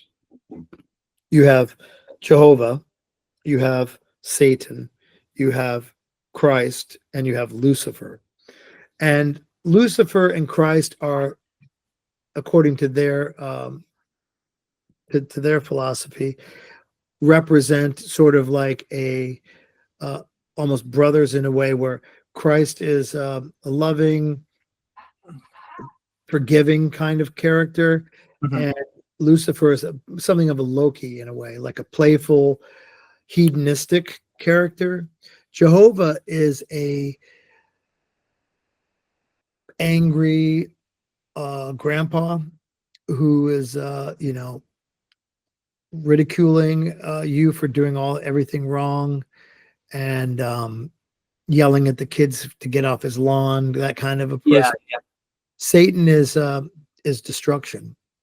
And so they had these 4 archetypes for their church, and the idea was, I don't know if I should go too far into it. So like, I'll try to do this quick because I don't want to bore the fuck out of everybody. You're definitely not boring the fuck out of me. So Aleister Crowley, towards the end of his life, started he had this he had a young man who he was training. He was teaching him everything that he had learned in his lifetime. This man's name was Jack Parsons. Jack Parsons invented rocket fuel, and he was a very wealthy man. He looked like Howard Hughes, had the little mustache, the slick back hair, dressed very nice, dated beautiful women, had a sports car, had a mansion, all these things. And I'm going to do this quick, so this will be the Cliff Notes version. Before Comic-Con, they had these like conventions where sci-fi writers could go, and you could meet your favorite sci-fi writer. Maybe he'd autograph it for you too. And he loved sci-fi books. He went to the sci-fi convention with this beautiful red-headed lady who was called the Scarlet Woman. One of his favorite writers happened to be at this convention. His name was Ron Hubbard. Ron eventually became L. Ron Hubbard of Scientology. So he said to Ron, I'm a big fan. I've got this great mansion. You see that I have this beautiful woman. I have a lot of beautiful women that hang around with me. a lot of beautiful people. You're very welcome to come and visit me for a while. We can hang out. I can pick your brain about sci-fi books. Maybe you could learn something from me because I'm into like a lot of esoteric stuff. And he said he looked at this redhead and was like, like out of an old time cartoon, like a wolf, like auga, and his eyes bulged out and all that. And to roll his tongue up off. Yeah, his tongue had to be rolled up and all that. So he ends up staying with Parsons, and Parsons taught him what Crowley had taught Parsons. And he took what he liked out of that, and then he took his sci-fi stuff and he created Scientology. Scientology, there's more to it, but that I'm just going to just sort of go with just the quick gloss. Scientology became a bigger phenomena, and in England, this young couple started to go to the Scientology meetings.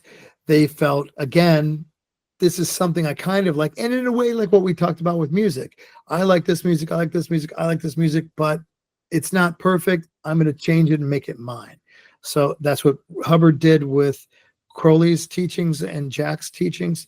And then when Robert Moore and Marianne met their Scientology group, they decided that they were going to make their own version. And then that's what became the Process Church.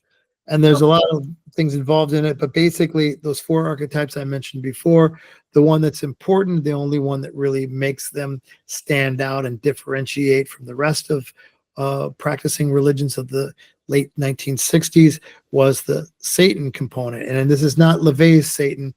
This is the Satan that everybody thinks never existed or always existed. This is the destructive Satan that was the component of the Satanic Panic. And they would deliberately recruit prisoners, ex-cons, and teach it in prison. And they would get ex-cons and bikers and people who were like violent outlaws to be involved in it.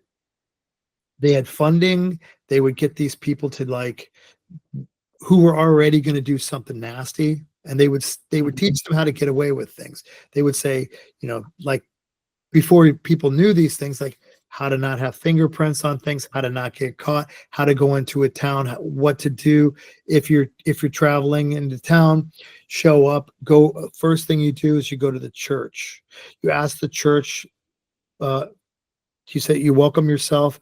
I mean, you go to the church and you introduce yourself, and then you say to the pastor that you're from out of town, that you're down on your luck, that you're trying to get back on your feet. You're not a bad person. You want to work. Maybe they know a tomato field nearby, or someplace that you might be able to work to make a few bucks so that you can go on your way because you're going to go visit your sick grandma, whatever it is. Yes. Kind of bullshit. And now you have an alibi. Now you're not going to be, oh, there's a strange guy in town. And then these people would set up, they would become predators. And there was a lot of terrible things that they did. And that was what I was researching as a kid. And it was interesting for me and frightening. And I mean, this is the origin of snuff films and trafficking, and a lot of nasty shit went down with this stuff. And that was where I got to with it all. That was the answer. Was this reorienting for you to know? Does this create a moral dilemma or an existential dilemma in your mind to know of this darkness? Oh, no, I already knew that darkness exists. I have it inside of me as well. But what I think that there's a lot of ways to look at it, and there's a lot of ways that I process it in my mind.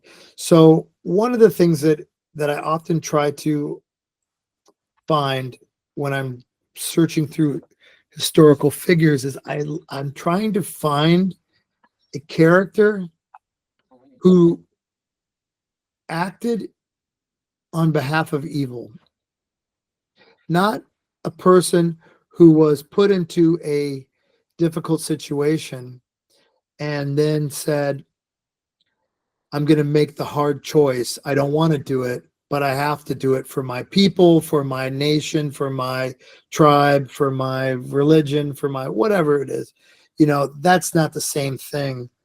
And I'm yet to really get to that other than the process church. That's the closest thing that I found that was really acting in the name of evil. And so like with the process church, you had Berkowitz, you had Otis Toole, you had Henry Lee Lucas. Manson also was peripherally involved with the process. And then you have the ones that weren't caught. I'm not trying to sound like your current president by saying, and then the ones that didn't get caught. What I mean to say is, then you have the people who didn't get caught. What terrible things they did, you know. And, you know, and there were a lot that didn't get caught. That's why those kids kept ending up on my kitchen table on the milk carton when I would eat my cereal in the morning. And that was curious to me. Like I wanted to know also like what drove them to that, you know, and it was something that fascinated me. It still does, but not as much as it did back then. And so you begin to take inspiration, at least from this pursuit, for lyrical content. Yeah. For creative inspiration. Yeah. I mean, my lyrics are all based off of these things that I've researched or that I'm interested in or that I read about. And then I digest them and then I put my own take on them and then they come back out as lyrics. And I'm sure that, not that it bothered you, but it was freaking some people out that were coming from Youth of Today or something a little less. Yeah, I mean, some of the stuff would be even more, maybe a little more authentic, and I don't mean that in a arrogant way, than like the typical death metal lyrics that were going around that were like Satan is my Lord and you know this kind of stuff. I mean, like there's a place for that too. But a lot of the stuff I was talking about were based more in actual historical fact. And I love that. I love that about it. And I love that. Again, I it doesn't make mine better. It's just a different take on it, you know. Like there's also that, you know, there's a place there's a place for that for both, you know. One isn't better than the other. I'm not trying to say it that way. It's just like that's my take on it, you know. But from my perspective, one is just more introspective. One has more, you're drawing. Yeah, I infuse some of myself in it too, so there's that. But ultimately, it's I try to go with a lot of I mean, it isn't. They're not all that way, but there are a lot of songs that are based on historical facts that took place, and then songs that were derived from those events and the people involved. And then there are things similar to what you were saying too before about like with the music being created, you know, sort of like as a flow from your soul. Some of the lyrics come through that type of a channel, you know, where it's sort of like free flowing out of me and then they just become what they were meant to be. And I'm just a conduit. I'm not really even necessarily the actual author of it. It's not to say that I plagiarized it from someone else. It's more that it just came to me rather than I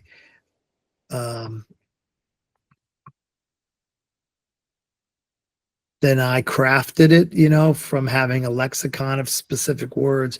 It was more that it just was conjured and it just came through me rather than that it was my intention. It was unconscious. Do you feel that to be of divine origin?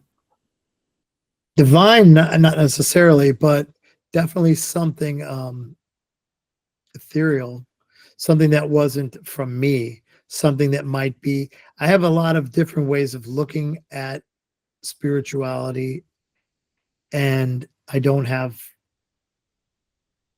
one exact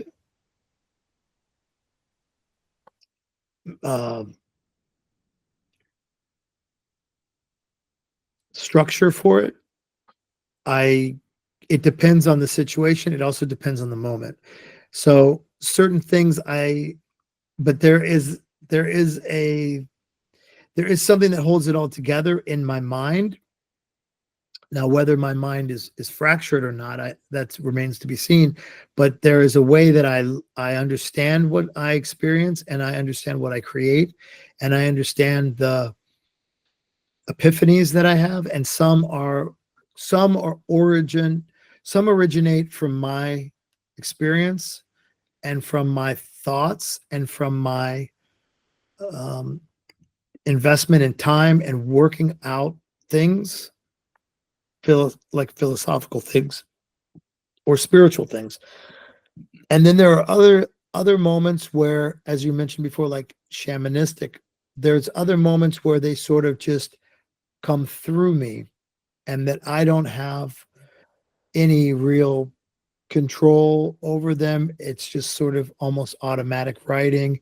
It, like speaking in tongues, that's just channeled through me like a conduit. So there's two different ways that it goes. And then, of course, there's just the simple writer's approach, where want to say something, and so then I have the correct language to use, So there's different ways to approach it. And of course, the most rewarding are the ones where they come through me and not from me. I feel deeply in resonance with that. I have a song that's called Jagged Visions of My True Destiny, and that's a song that came through me. And if you ever see that song performed live at our shows, you get the feeling of a frenzied religious experience. At least that's how it is for me when that song is performed, because that's what the essence of the song is. Then I have songs that are just, like Scott and Aaron and I wrote Judgment Day, and that's like, hey, it's Judgment Day, you're gonna get it, you jerk, kind of stuff. Teenage kid who's angry at the world, kind of a lyric. That's not really spiritual. That's just frustration, But yeah, so I think that's great. I appreciate you sharing all that. Again, it's in deep resonance with some of my creative process, and I think that is important. I think to be able to have those kinds of experiences is one of the gifts of having a creative life like you have.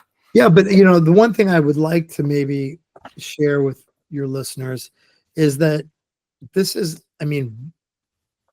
not necessarily something that everybody should do, or nor that I would wish on everybody. But if someone was interested to go in such a direction with their life, it's entirely possible to do that. It's not impossible to do that, but you have to do a few things. Like, you have to be open enough to be able to be a conduit for something like that. And then, the other aspects are, that I also have like the ability to write down what I'm feeling. That's easy. Then you have, the thing where it goes through you. That's the special way to go. And it isn't something like superhuman or something magical or something that, only certain lucky people can have that. Anybody can have that. And that's the essence of religion in itself, So it's really like, I guess that the best way to say it is it is like being in that frenzy where you're speaking in tongues at church. So if you know like how Pentecostal church works, it's akin to that, I would say. And that's probably why I'm able to do it. Why I'm more likely to do it, because of my upbringing, I guess, so I wouldn't have even thought of that. Yeah. So I think that's where it originates in me, but it took a different direction, Yeah. It could also be, mental illness. I don't know. Well, I've had that thought many times, and all I can say is, If it is, then that's how I orient myself to my understanding of things. And if I am ill, I am, for having an experience like that, for contextualizing. I don't want to be cured if it is the case. That's how I feel too. I wouldn't, if I'm ill, I'm in love with the illness. So that's awesome. I really appreciate you opening up to all that, because I would like people to hear that, to say, you know, on the one hand, there are a couple characteristics of your personality that I do think were foundational to being able to have these kinds of experiences. And again, just I think your resolve, your ability to be undeterred by the external factors is part of the success here, and I think would be a prerequisite for anyone interested in. Yeah, you definitely have to have a drive. And you have to know, like, other people are not going to perceive this positively. Other people, it's not other people's jobs to contextualize this for you when you have an intimate personal experience with yourself in this way. Yeah, so you have to have that resolve that you have to make something like this happen. But I completely agree with you that anyone can make that happen. And I really want anyone who's listening to this to feel that inspiration, to feel that you can have a path outside of the one that society lays out for you, or your parents lay out for you, or your family lays out for you, and you can have success by constantly working to follow your intuition in the way that you have done. Yeah, I think that's very accurate. And I'd also add that by going your own path, the first miles will be very lonely and very hard. And eventually, along the way, other people they will initially ridicule you, and they will be very resentful of it. And then after time, when they see that you are not going to stop, they'll be curious, but still probably resentful. And then a little more time, they'll be, that idea is not so bad. And that other one, that's kind of cool too. And over time, they will decide that, this new approach isn't so bad, and they'll come around. Not everybody, of course, but you start to get, when they invented the camera, everybody got upset.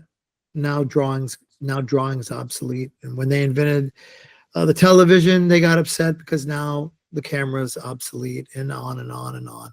So whenever new ideas come, people are always really against new ideas, and they get upset. And anything different, they get afraid of, and they don't want to accept it or like it.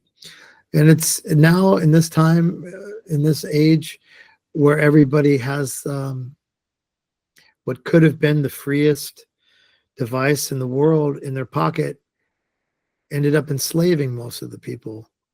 And something that could have been used as a tool to really change the world ended up being a tool that put shackles on everybody. And I'm talking about these devices here. I use them all the time. Everyone does. And I think there's a lot of wonderful technology that you could do. I can make a whole album with this thing.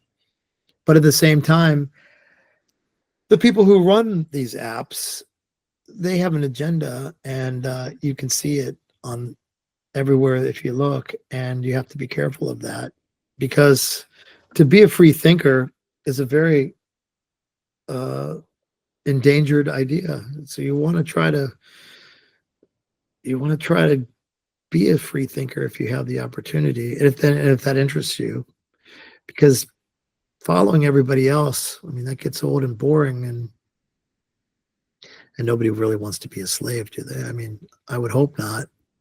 But it's a difficult time right now in the world. But there's always, the world is always ending. It's always been ending. It's not something new. This isn't the worst time, and next year will also be the worst, and 400 years ago was the worst, and that's, the end times were coming then, and now and in the future, and always.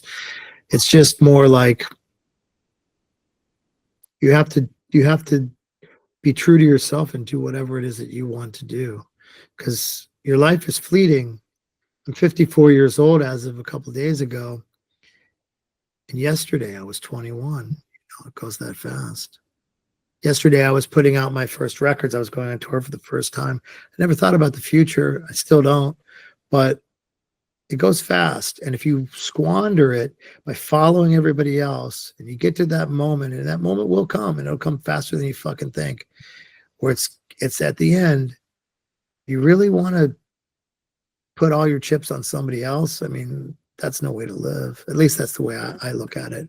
So hopefully some of the things that we discussed today, Patrick, will help someone out there say, you know what, I'm going to make some weird music using something that nobody ever used before, or something that people use, but I'm going to use it in a different way, or whatever it would be.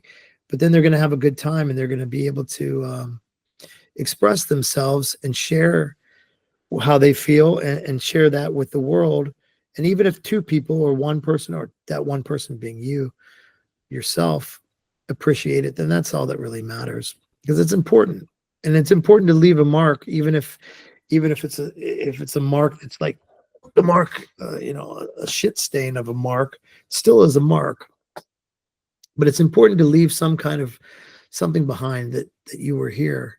And it seems that a lot of people don't really have that that inspiration, that need, that want to leave a mark.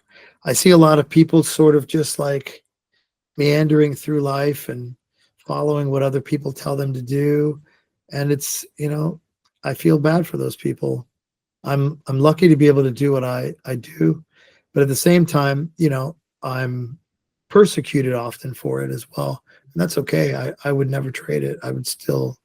I'd rather be persecuted and create than be welcomed and loved and not be able to create, which is a big reason why I moved here too, just to be isolated a little bit more so that I can work on my ideas. And I hope that people out there, I know that there's a lot of younger people out there who are feeling a lot of pressure because of these devices, and also because of the state of the world and who they think that they are, their identities, how they feel about themselves. They're going through a lot of different emotions. And I went through those as well. I channeled all of that negative energy into making music, making drawings, and things like that. And that gave me a lot of pressure release. And hopefully that your audiences who may be out there struggling can find some relief in the things that I've offered today, with different options of how to be creative and to make things. Because I think that it's a really, one of the only wonderful things about being stuck in this fucking rotting human flesh, Mm-hmm. That's about the only thing I really enjoy. There's just a very few things. It's a torturous world that we live in, and creativity is the only real escape. And you can do it in a way that's almost religious, and it's phenomenal. Totally fucking agree, man. I really appreciate that. I think that's a great place to wrap it up at. That was my intention too. I really hope anyone listening who is wherever they're at in any process, but I hope someone can take inspiration from a pioneer like Dwid, who has traveled that path inside to his own individuality, to understand where his creative process lies and what's fulfilling to him. I know I have for myself, and I really hope anyone else can take this as inspiration to just be an individual, be yourself, because everyone else is taken. Yeah, that's well said. Dwid, I think this is a great place to leave it off at. Okay. Well, I want to thank you so much again for making the time to talk to me. Do you have anything else you want to plug before we're done here? Not really. New split. I always make things I don't care. New split with Earth Crisis out now. Integrity, Earth Crisis. A lot of people are saying it's some troll bullshit. Make up your mind yourself. Yeah, well, it's not troll bullshit. It's but there is an 8-minute loop at the end of it. well, if you get the vinyl version, it goes forever. So there's an infinite loop at the end of it. That's the not the troll, that's the bonus. That's the secret decoder ring at the bottom of the cereal box. That's subjective. That's completely subjective what you just said. Yeah, well, tomato. Fucking awesome, dude. This was a great conversation. I could talk to you for hours. When is the next Taco Bell takeover concert? They have Taco Bell. I have Taco Bell in on it. I think Taco Bell's in on it now. I'm not in on it now. Oh, you're out of it. I'm out of it. They have one on May 4th. I'll plug it, even though I'm out of it. May 4th. Do you know what time or? I'll look it up. My son loves that, and he wants to go. Damn straight. Oh, so Taco Bell is in on it now. At first, was it guerrilla? Like you guys just showed up and did it? Yeah. The first time they did it, it was totally guerrilla. They did it again a second time. That's when I was kind of involved with it, and then started. Second time they knew we were gonna do it, but turned like a blind eye to it. Yeah. Then we did Adult Mart twice. So we were playing outside of the sex shop, and they were in on it. They were totally cool with it. Oh yeah. So now Taco Bell is in on it. I am not in on it, but I know what it's called in here. Well, if you know, maybe you can send me a message about it. Yeah, I absolutely could. Okay, so Baja Blast 4, Sunday, May 4th at 4:20, of course. Of course. There's like 10 bands on it. Okay, but even more importantly is there is a gig, and now Taco Bell is corporate, so now we have the true underground show, the real shit, is at the Parma Denny's on June 21st at 8 p.m.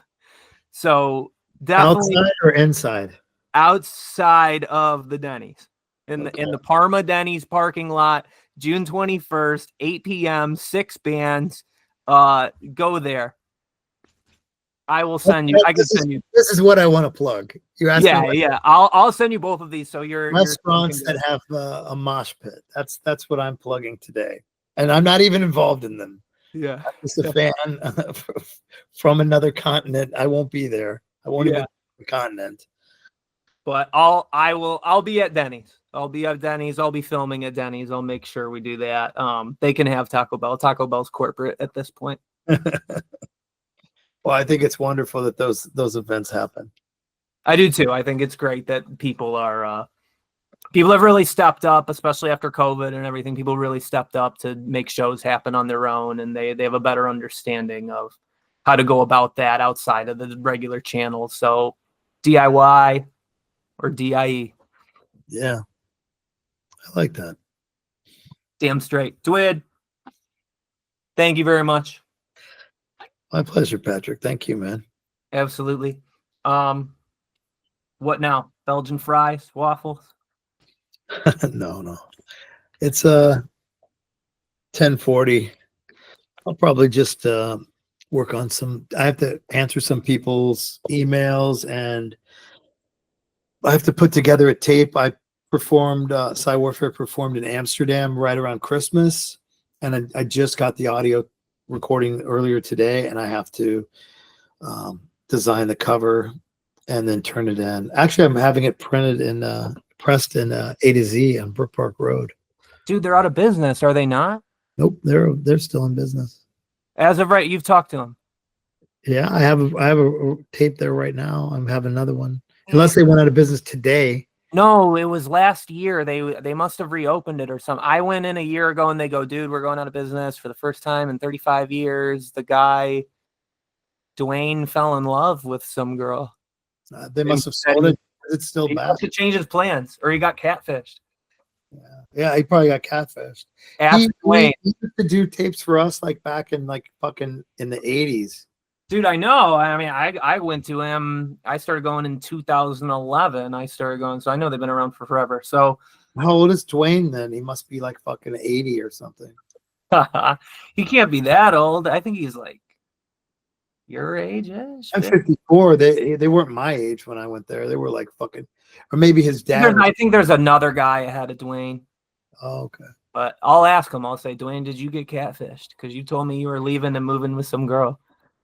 Well, let's hope that they're still open, because I have some things that I turned in a few days ago to them, and I'm going to turn this one in today. They're open. If you talked to them a few days ago, this was at the beginning. Yeah, this was like, we even called them to make sure, because I don't trust anybody nowadays with this stuff. Everybody's so fucking slow with production. Yeah. I know. It's been a nightmare anytime I did any records. But they're fast, and like the thing, do you know Duplication, who makes tapes? Duplication. Yeah, Duplication CA. Great company. They do a great job. They take a long time though, and now because of the brilliant concept of like fucking up the tariff thing, now it takes at least 2 weeks for it to get into the fucking country.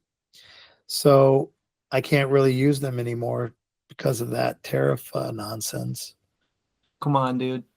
So that's what you guys get for fucking electing reality TV people.